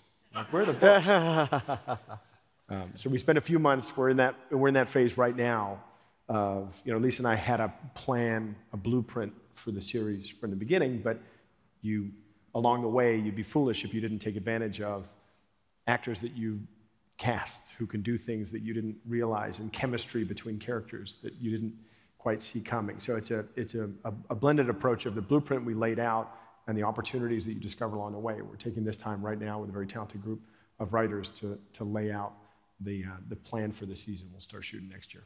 I think it's safe to say that it's a very different world that we'll find. Season 2 leaves off with a lot of devastation in a park, and Dolores in Hill's body intend to go out into the real world. So I think we'll see a little more of that. That's a good teaser. All right, we'll leave it on that. We are really excited. We want all to let them get back to work making season 3. So we won't take any more of your time here. But thank you so much for creating this. It has just challenged all of our perceptions of what is going to happen and what is possible, and it is just massively entertaining, and it makes us beautifully uncomfortable with the world we're heading towards. And so thank you for creating this. Thank you for bringing Westworld back. It is just tremendously entertaining. Let's hear it for Lisa and Jonah. Thank you so much. Thank you. Let's hear it. Come on. Oh, you got some standing ovation folks too. Yes. Wow. That show is mind-blowing. It is so unfair that we get to binge watch it in 2 days, and it takes them 2 years to make that, right? It's the asymmetry is very unfair to them. So the expectations are high. All right, I got a PSA. If you haven't done it yet, we're serious. Take out your phone, text Signal to this phone number. If you haven't done it yet, take it out. You're gonna enjoy it. OK Go wants you to do this, okay? OK Go, it's not me, it's not Jeff, it's OK Go is asking you to text this phone number. So just text the word Signal to this phone number. I'll give you a minute to do that. If you already did it, you're cool. You're cool, you don't have to do it once. But I do see a lot of people taking out their phones to do it. Or maybe you're doing something else, I don't know. All right, so yesterday, we had fun creating the kickflip brand of dockless skateboards. I remember I told you we didn't tell Tony Hawk about this company, so we're gonna pitch him on it, and we're gonna meet Tony Hawk, without a doubt, the most admired, the most famous skater in history, who's gone on to do so many things in addition to his amazing skateboarding. So let's meet Tony Hawk. Long time for skateboarders to earn respect. For decades, they worked to legitimize their sport. No one took them seriously until 1999. Tony Hawk made history by landing skateboarding's first 900. Since then, Tony's life has been a media frenzy.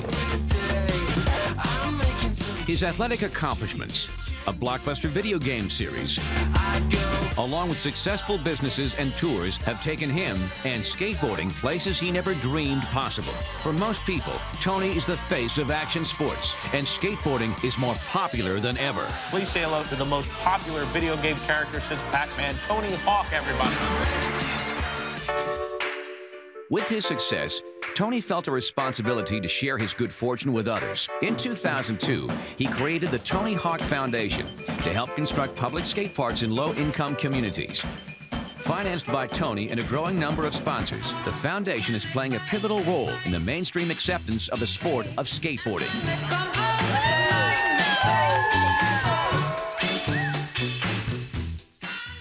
Please welcome Chief Shred Officer of Kickflip, Tony Hawk.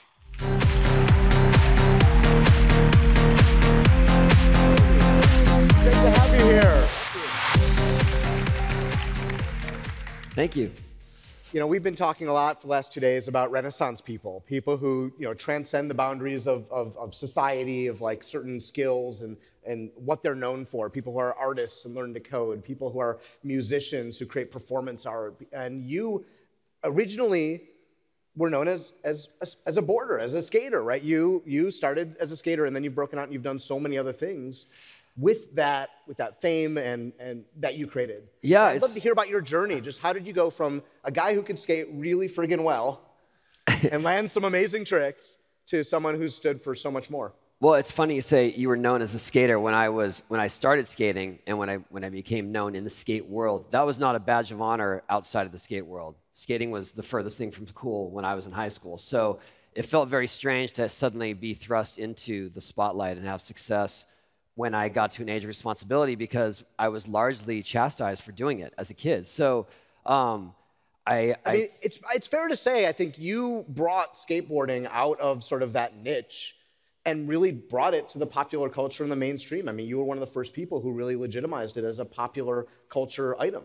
Yeah, that was never the goal. I was never young enough to have that sort of wherewithal that I could make a mission like that. But for sure, I wanted to promote the positive aspects of skating through the years. And with our video game series, I felt like that was my way to share the culture, to share the music, the fashion, and what I always thought was the cool factor of skating. And the video game was originally just for skaters to enjoy, as maybe to inspire them to buy a PlayStation. That was the ultimate goal. If I can get skaters to play this game, that's it. Yeah. Well, no, just it was very niche. It was not something I thought was going to explode like it did. Huh. And so how did that go down? Did the PlayStation, did they approach you and be like, hey, we got this idea for a skateboard game? Or did you sort of have the I think skateboarding is going to transcend actually getting out to the park. It's going to be something you do at home. It's going to be something that this can be people's entry into the world of skateboarding. I never had that clout. What happened was I got invited to Activision to see what they were working on. They said, we are doing a video game with skateboarding. We heard that you are a gamer, that you like to play games, and possibly you've pitched a couple companies already, which I had through another developer, but he was just one guy coding on a PC. He didn't have Twilio, so he wasn't doing it that well. But he was creating this game, and he and I were just going cold calling Nintendo, Midway, all these different publishers, and they were all just saying no. So Activision said, we'd like you to see what we're working on. We're making a skate game. And I went up to Santa Monica, and there was a boardroom full of executives, and they handed me a controller, and on the screen, this is not a joke, was Bruce Willis with a gun strapped to his back, skating through a dystopian wasteland, because they had just created a game called Apocalypse that was a huge failure for them. But the engine lent itself perfectly to skating. And they're just like, let's take this Apocalypse with Bruce Willis. Yeah. And later on, there's some odes to that in our games. Actually, there's one level where you can go up to the attic of a building, and there's just stacks of Apocalypse games in boxes. And you get to grind them. But beyond that, I could sense the feeling of the game, and I understood the controls immediately. And I thought, with my influence, with my resources, we could make this something special. And off we went. All right, so let's talk about making something special. Yesterday, he literally doesn't know about this. We wanted a company to tell the story of how you can create great communications with your customers. So we made up a company for you. You know all those dockless scooters that are all around the cities, dockless bikes? Yeah. So we had the idea that you would start a company doing a dockless skateboard company. That I would? Yeah, you'd be the Tony Hawk. We called it Kickflip. It looked I would like to Band-Aid. absolve myself of all liability for this idea, firstly. Seeing the memes of people falling off of the bird scooters, but go ahead. So it sounds like the answer is no. I'm morbidly curious, though. Go ahead. That's the pitch, right? It's a dockless skateboard. You go up, you scan a thing, and you just ride on, and that's how you get around town.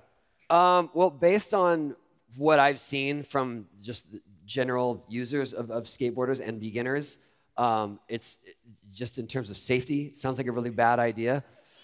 But I don't know. I am as surprised as anyone of how prolific all these scooters are. I never imagined that would be the thing that took off, and that would be the new transportation that people are using. It is amazing. I mean, it's sort of funny, the safety thing you mentioned, they showed me this logo, and I was like, it looks like a Band-Aid. And they said, yes, that. They said, that's intentional. That's actually pretty good. I was going to say, I have seen that before. I've seen that sort of context, but usually it's stretched out more to look like a real skateboard. If your skateboards are that stumpy, and you put an like engine on them, it's going to be a big problem. All right, speaking of big problems, Tony, I heard that you have a big problem. And in fact, there's a whole story written about it. Tony Hawk keeps tweeting when people don't recognize him, and it's freaking hilarious. Have you heard this? This is a whole meme. Have you heard this? Yes. Well, it's basically a collection of my tweets over the last almost 10 years. Here's one. Guy at grocery store. You ever get mistaken for Tony Hawk, or are you Tony Hawk? Me, both. Okay, hold on. This is not a lie. And this is why people think I'm making it up. This exact thing happened walking into this building outside with security guard. And they knew Tony Hawk was coming. The guy said, no, I thought that he was it's become this sort of Inception meme because I thought he was referring to this. And he said, hey, man, does anyone ever tell you you look like Tony Hawk? And I said, well, not today. and then he saw my badge, and he's like, holy shit, you're Tony Hawk. And I honestly thought he was joking. So did my friends that were around me. They're like, oh, he's doing the thing that you saw on Twitter. But no, that was real. So now it's like become this whole thing in my life, yes. That's hilarious. By the way, you can be cool. Lisa Joy dropped an F-bomb, I think, so we're cool. Oh, sorry. Well, I think I heard something when you guys were talking about. Yeah. No, we're cool like that, I hope. Okay. What's that?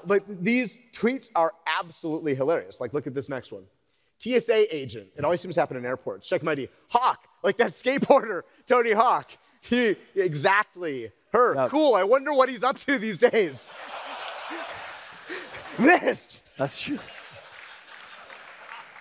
That was the one that went viral. Yeah, 500,000. Because my ID says Anthony, and somehow people don't connect that, even when they see my skateboard. And I'm cool with it. All right, we got one more, because they're too good. Dude at gas station in Iowa. Anyone ever tell you look like a young Tony Hawk? Yeah. I'm pretty convinced he was joking with me, but I love him anyway. Well, we thought, this is Twilio. One of the things we love doing is building solutions to problems that the world didn't even know existed. And so we had this idea. I want to build for you a system that anybody can text to find out if indeed they're talking to Tony Hawk or not. Okay. Because then if anyone, you can just hand them the phone number and be like, here you go. You can just figure it out for yourself. Or if you're ever I think that's Tony Hawk, you'll be able to answer that question. So can we build the Hawk or not hotline? Oh, no. Wow. Okay. All right, we're going to do it. Come on over here, Tony. And the other thing we love doing here at Twilio is live coding. So we're going to build this from scratch in front of our eyes. So what you've got here this is Twilio. This is our Twilio functions. I'm just going to write a new function inside of Twilio to answer SMSs, and you can be able to text a photo to this service, and it'll tell you if the person in the photo is Tony Hawk or not Tony Hawk. So I'm going to start with this hello SMS template. Wait, so we're starting it with people just creeping photos of me? Or other people, I don't know. Point one here. Tony Hawk? Okay, right. Hawk, how about we'll call it the Hawk hotline. Okay, so now we've got our function here. Actually, I'm going to go full screen so y'all can see it a bit better. I'm going to zoom it in for you. Yeah, Woots for the full screen. All right, so now what I'm going to do, so really, you're like, how are we going to do this? So we were curious. And we have our friends over at Clarify.ai did this machine learning classifier for images. They have an API for it.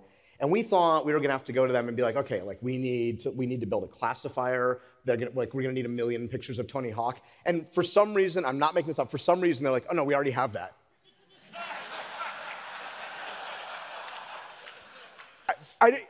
That is absolutely true. I have no idea. But as luck would have it, there exists machine learning out there that can tell pictures of Tony Hawk. That's so a thing. Scary. That's a thing. So we built a wrapper around it that calls out to Clarify, and I'm just going to include that here. So I feel like I'm living in some Westworld test right now. Right? So I'm just going to get our functions. We already loaded it up. It has API keys and stuff in it that you're not allowed to see, so we had to hide it here. But, or not. Okay, so we pulled that in. Now what we're going to do is we're just going to test this function gets called whenever we get an incoming message. And so we're just going to test, first of all, if event.num media, so if you send an image, we'll run this code. And if you don't, we'll run this block. So if you don't send us an image, we're going to politely tell you that that's what this service is about, so pay attention. So if you don't send us an image, we're just going to say, text a photo to see if you're hanging with... To see if you're spying with the real Tony Hawk. Yeah, see if you're spying on. See if you're I want to know how this conversation on. goes. When they come out, are they going to sneak a photo, or are they going to come out and say, I'm going to take a photo of you, and I'm going to send it? You know what? You'll tell it all me feels tomorrow. Very awkward. You'll tell me what happens. Okay, here, yeah. all right. All right, so, and if you do send a photo, now we want to run it through our classifiers. So we're going to say, is Tony Hawk equals, we're going to run our hawk or not function. And this is actually a async, so we're going to have to await that. And is a hawk or not, we're going to take our event.media URL 0. That's the URL, that's the media, basically the photo that got attached. And then we're just going to make our TWIML message. The response is Tony Hawk. I love the ternary operator. So if it is Tony Hawk, we're going to say, yo, you're hanging or spying on Tony friggin' Hawk. And if it's not, you say, that ain't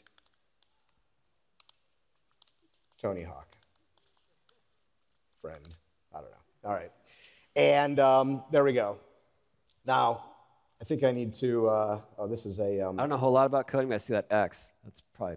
Yeah, that X. Right? Thank you, Tony Hawk. Yeah. You know what we need to do?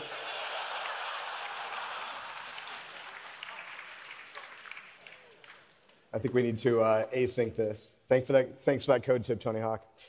All right, so if I didn't make any mistakes, then I can go wire this up to a phone number. Now, I've got a phone number over here we already got. It's 475-234-HAWK. Right now, it's not wired up to anything, so I'm going to go wire it up to that function that I just created. Tony Hawk, question mark. There we go. I'm going to save that. All right, now we're going to try it. So we're going to go over to this phone here. And first of all, I'm going to send it a message. Someone's running out. That means that I made a mistake in my code. That's usually bad. That's a bad thing. Is this how customer service works when you guys use it? It's awesome. That? Get functions. It's the small details. Best team in the business.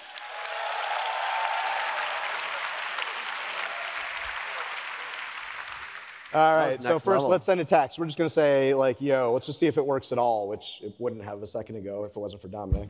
All right, so we see text a photo to see if you're spying on the real Tony Hawk. There we go. All right. And now we're gonna try sending it. I guess let's try first sending it. There we go. I really hope that comes up positive. Okay.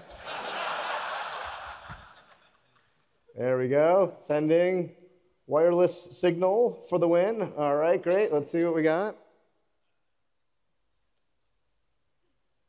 That ain't Tony Hawk, friend. All right. Now for the real test. And hopefully I don't fall off the stage. I'm frightened. All right, come a little closer. Let's get you in here. Ready? Do it live, people. Do it live. Let's see. Go, go, go, go. Wireless. And it has to work really hard on this one. The smartest AI in the world is working on this problem right now, Tony. I must have aged a lot in the last couple days. You're hanging or spying on Tony friggin' Hawk. Cool. Thank you. That is awesome. All right, Tony. That's awesome to you guys. It's frightening to me. Hopefully, we just solved one of the world's great problems here on stage today. Yeah, sure. Thank you. Of whether you're talking to Tony Hawk. All right. You're going to be skating this afternoon. I am. Outside. Yes. Everyone, check it out. Take pictures of me in action and then do that. See what happens. Yeah, see what happens. Like from 100 yards away. See if it picks it up. Let's hear it for Tony Hawk. Thank you very much. Thank you for joining us today, Tony.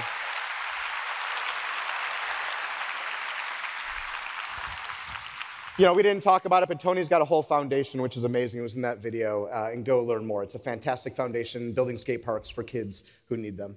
All right, so last warning. First of all, text the number if you haven't done it yet. But the other thing I need to ask you to do now, take out your phones, everybody. This is the other thing they never tell you to do in conferences. I need you to turn on your ringers. I need you to turn on your ringers, and when you get a phone call from that phone number in a few minutes, I need you to turn your volume all the way up. Do that now. Turn your volume all the way up. All the way up. When you get a call from that number, which you will in a few minutes, you got to put on your speakerphone and turn the volume all the way up. OK Go requires that you do this. So when you get that call, speakerphone, volume's all the way up. You got that?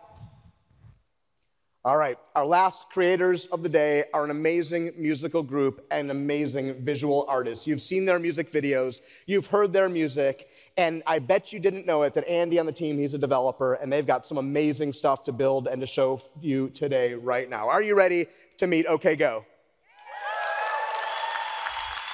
Come on, let's hear it. Give it up. OK Go!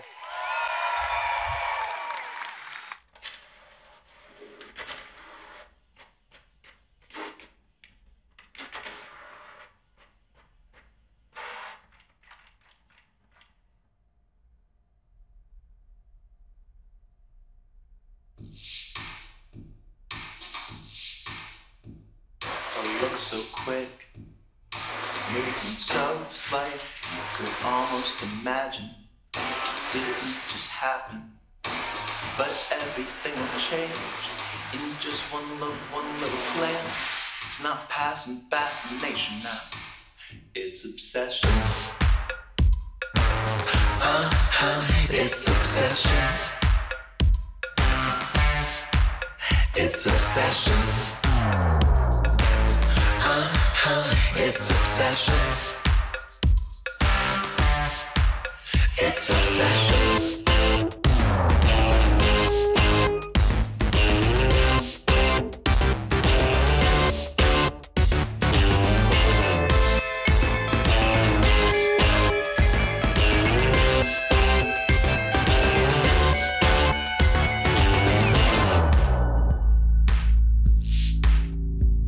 And it's physical. It's like standing at the edge. Your blood starts to pump, cause you're worried you might jump. And your head throbbing like a heart, and your heart throbbing like a drum.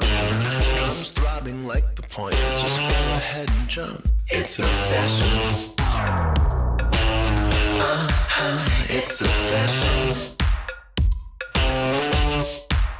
It's obsession. It's obsession. It's obsession.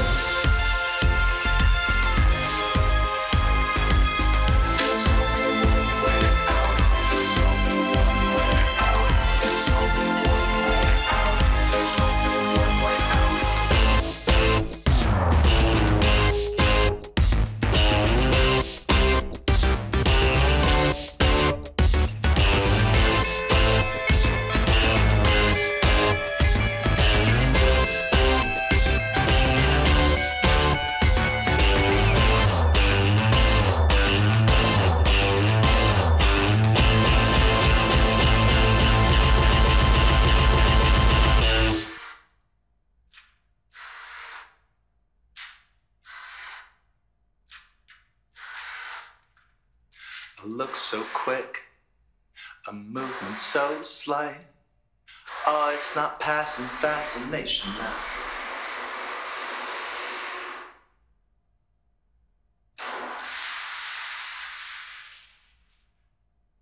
It's obsession. It's obsession. It's obsession. It's obsession. It's obsession.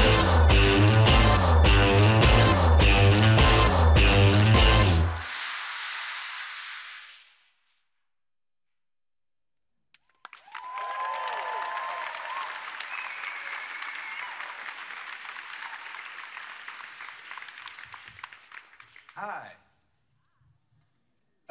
We are OK Go.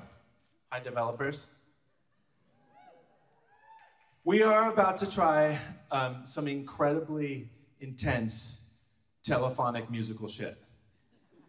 Like we're doing some pretty difficult stuff that's never been done before. So we thought in advance of that, we would do something that actually works. First, we are going to play you this song on handbells, and it's actually about that subject exactly because we had a recording engineer once who was super convinced that there was no way we landed on the moon, which I kind of like, I didn't believe at the time because it seems to me like we landed on the moon, and then I realized how many people it takes to make a conference call work, and I'm like, it's totally possible we didn't land on the moon. But he inspired us to write this song, which is like, if there wasn't a moon landing, imagine what it would be like to be that dude who had to pretend you had landed on the moon. Like to spend your entire life being like, sure, it was fucking really cool. So this is called Shooting the Moon.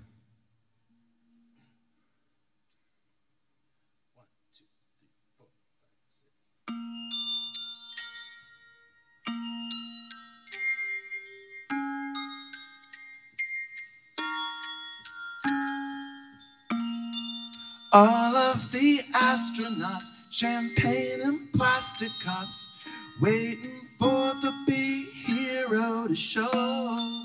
Outside the door he stands, his head in his hands, and his heart in his throat. What can he tell him now? Sorry, I let you down. Sorry, it wasn't quite true. But don't get hung up on it, just soldier on with it, and good luck with shooting the moon. Shooting the moon. Shooting the moon. The moon.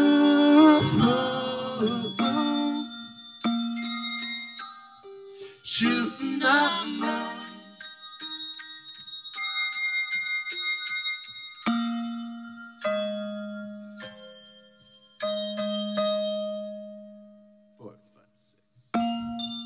All of the principals, generals, admirals, and the podium lit with the spotlight, crowd buzzing quietly, waiting expectantly, like it's opening night. What can he tell him now? Sorry, I let you down. Sorry, it wasn't quite true. But don't get hung up on it, just soldier on with it, and good luck with shooting the moon. Shooting the moon. Shooting the moon. The moon. Shooting the moon.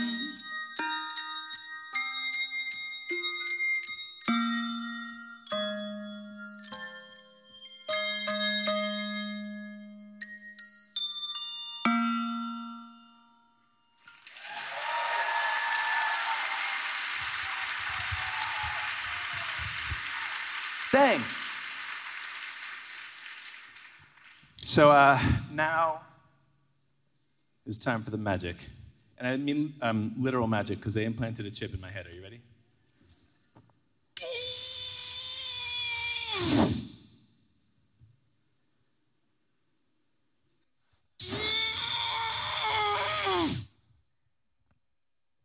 This is not working out how I thought it would.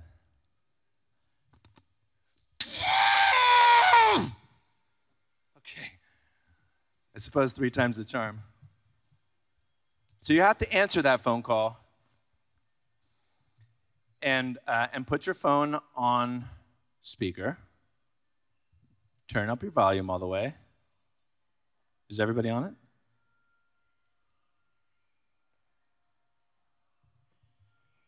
Wow, are we getting feedback through the phones? That's pretty awesome. All right, so we really have no idea if this will work. But what's happening up here is we have 37 Android phones, and each one of them, when we swing it, should play bells in your phones. Not everyone has every bell. Each bell is going to a different set of phones. Are you guys hearing bells through your phones? All right, good. You should hear them delayed such that it should be like, yeah, there it is. Because carriers. We spent a lot of time trying to figure out how long that delay is, and we have no fucking idea. There is nobody who knows. It can't be known. The carriers don't know, and it can't be solved. So Drew, our fantastic sound man, is going to delay this microphone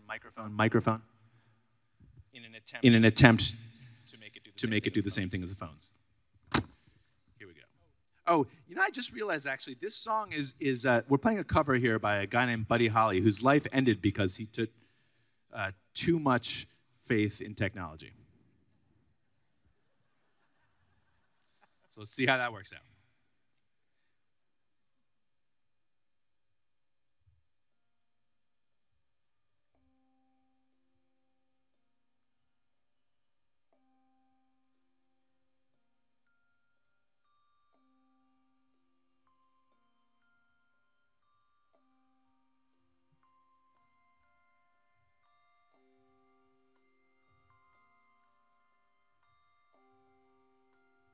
Every day, it's getting closer, going faster than a roller coaster. Love like yours will surely come my way. Every day, it's getting faster. Everyone says go ahead and ask her. Love like yours will surely come my way. Hey, hey, hey, hey, hey. Every day, it's a little longer. Every day, love's getting stronger. Come what may, do you ever long for true love from me?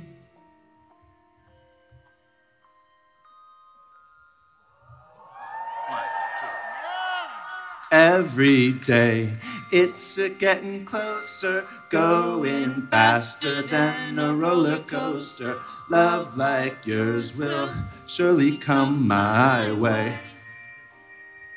Hey, hey, hey.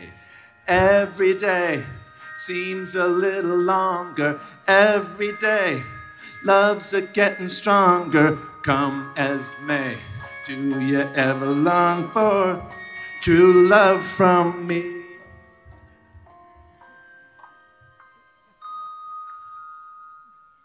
One, two. Every day, it's getting closer, going faster than a roller coaster. Love like yours will surely come my way. Love like yours will surely come my way.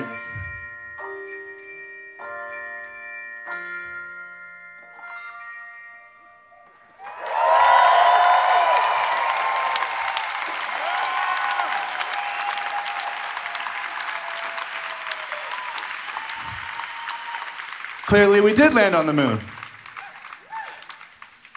All right, now it's your turn.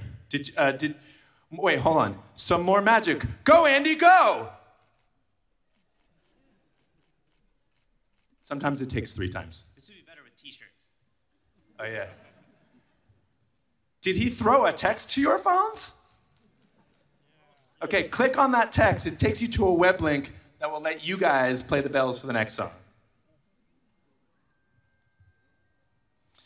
So you should have something that looks like, Andy coded this, so if it doesn't work, it's his fault. Okay, I see that some of them are working. Does anyone have any questions? Is everyone's thing working? Yes. Andy, your question?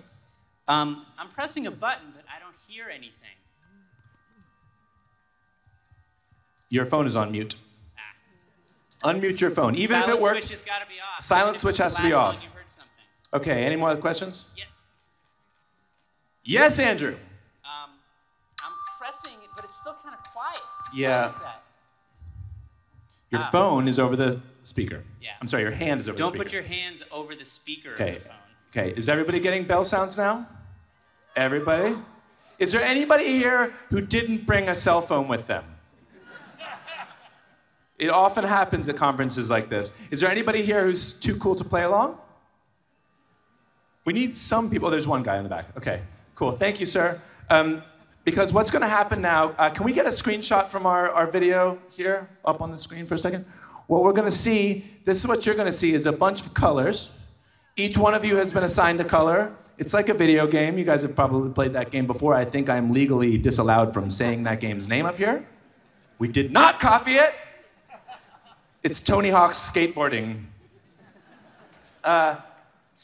You will have either a left arrow, a right arrow, or a circle. That's what that's called. They come from the top, they land on the bottom. You are one of these colors.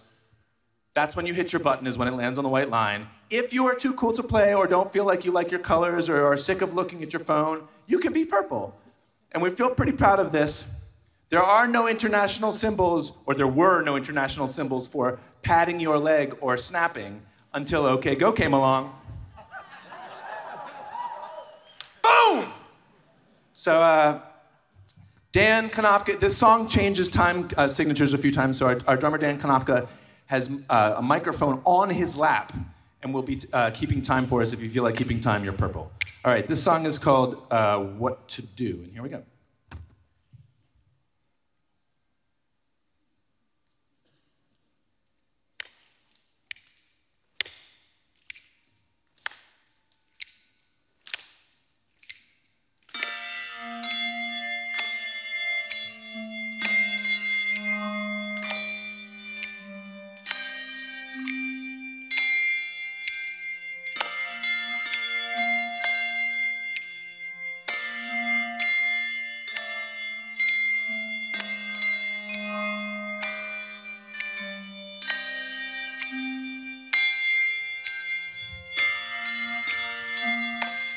Come on in, sweetie pie.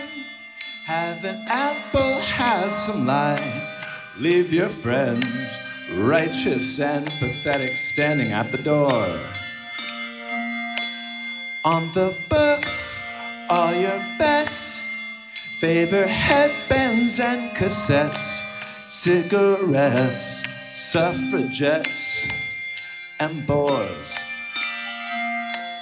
What to do?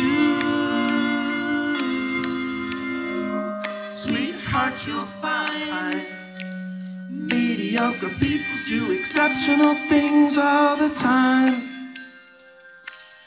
Oh, the ruin will do in your talented mind. Could have been a genius if you'd had an axe to grind. What to do, what to do,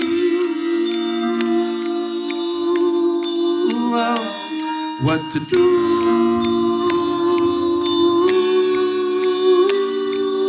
Well, when that day finally nears, you'll at least have made it clear that compassion's just a nicer way of looking down your nose. Seems that all the people wanna do is crowd the streets of Amsterdam. Pimp wanted to, but the bulls have already come and gone and bellowed all their lows. What to do? Sweetheart, you'll find mediocre people do exceptional things all the time. Oh, the ruin will do in your talented mind. Could have been a genius if you'd had an axe to grind. What to do? What to do? What to do? What to do?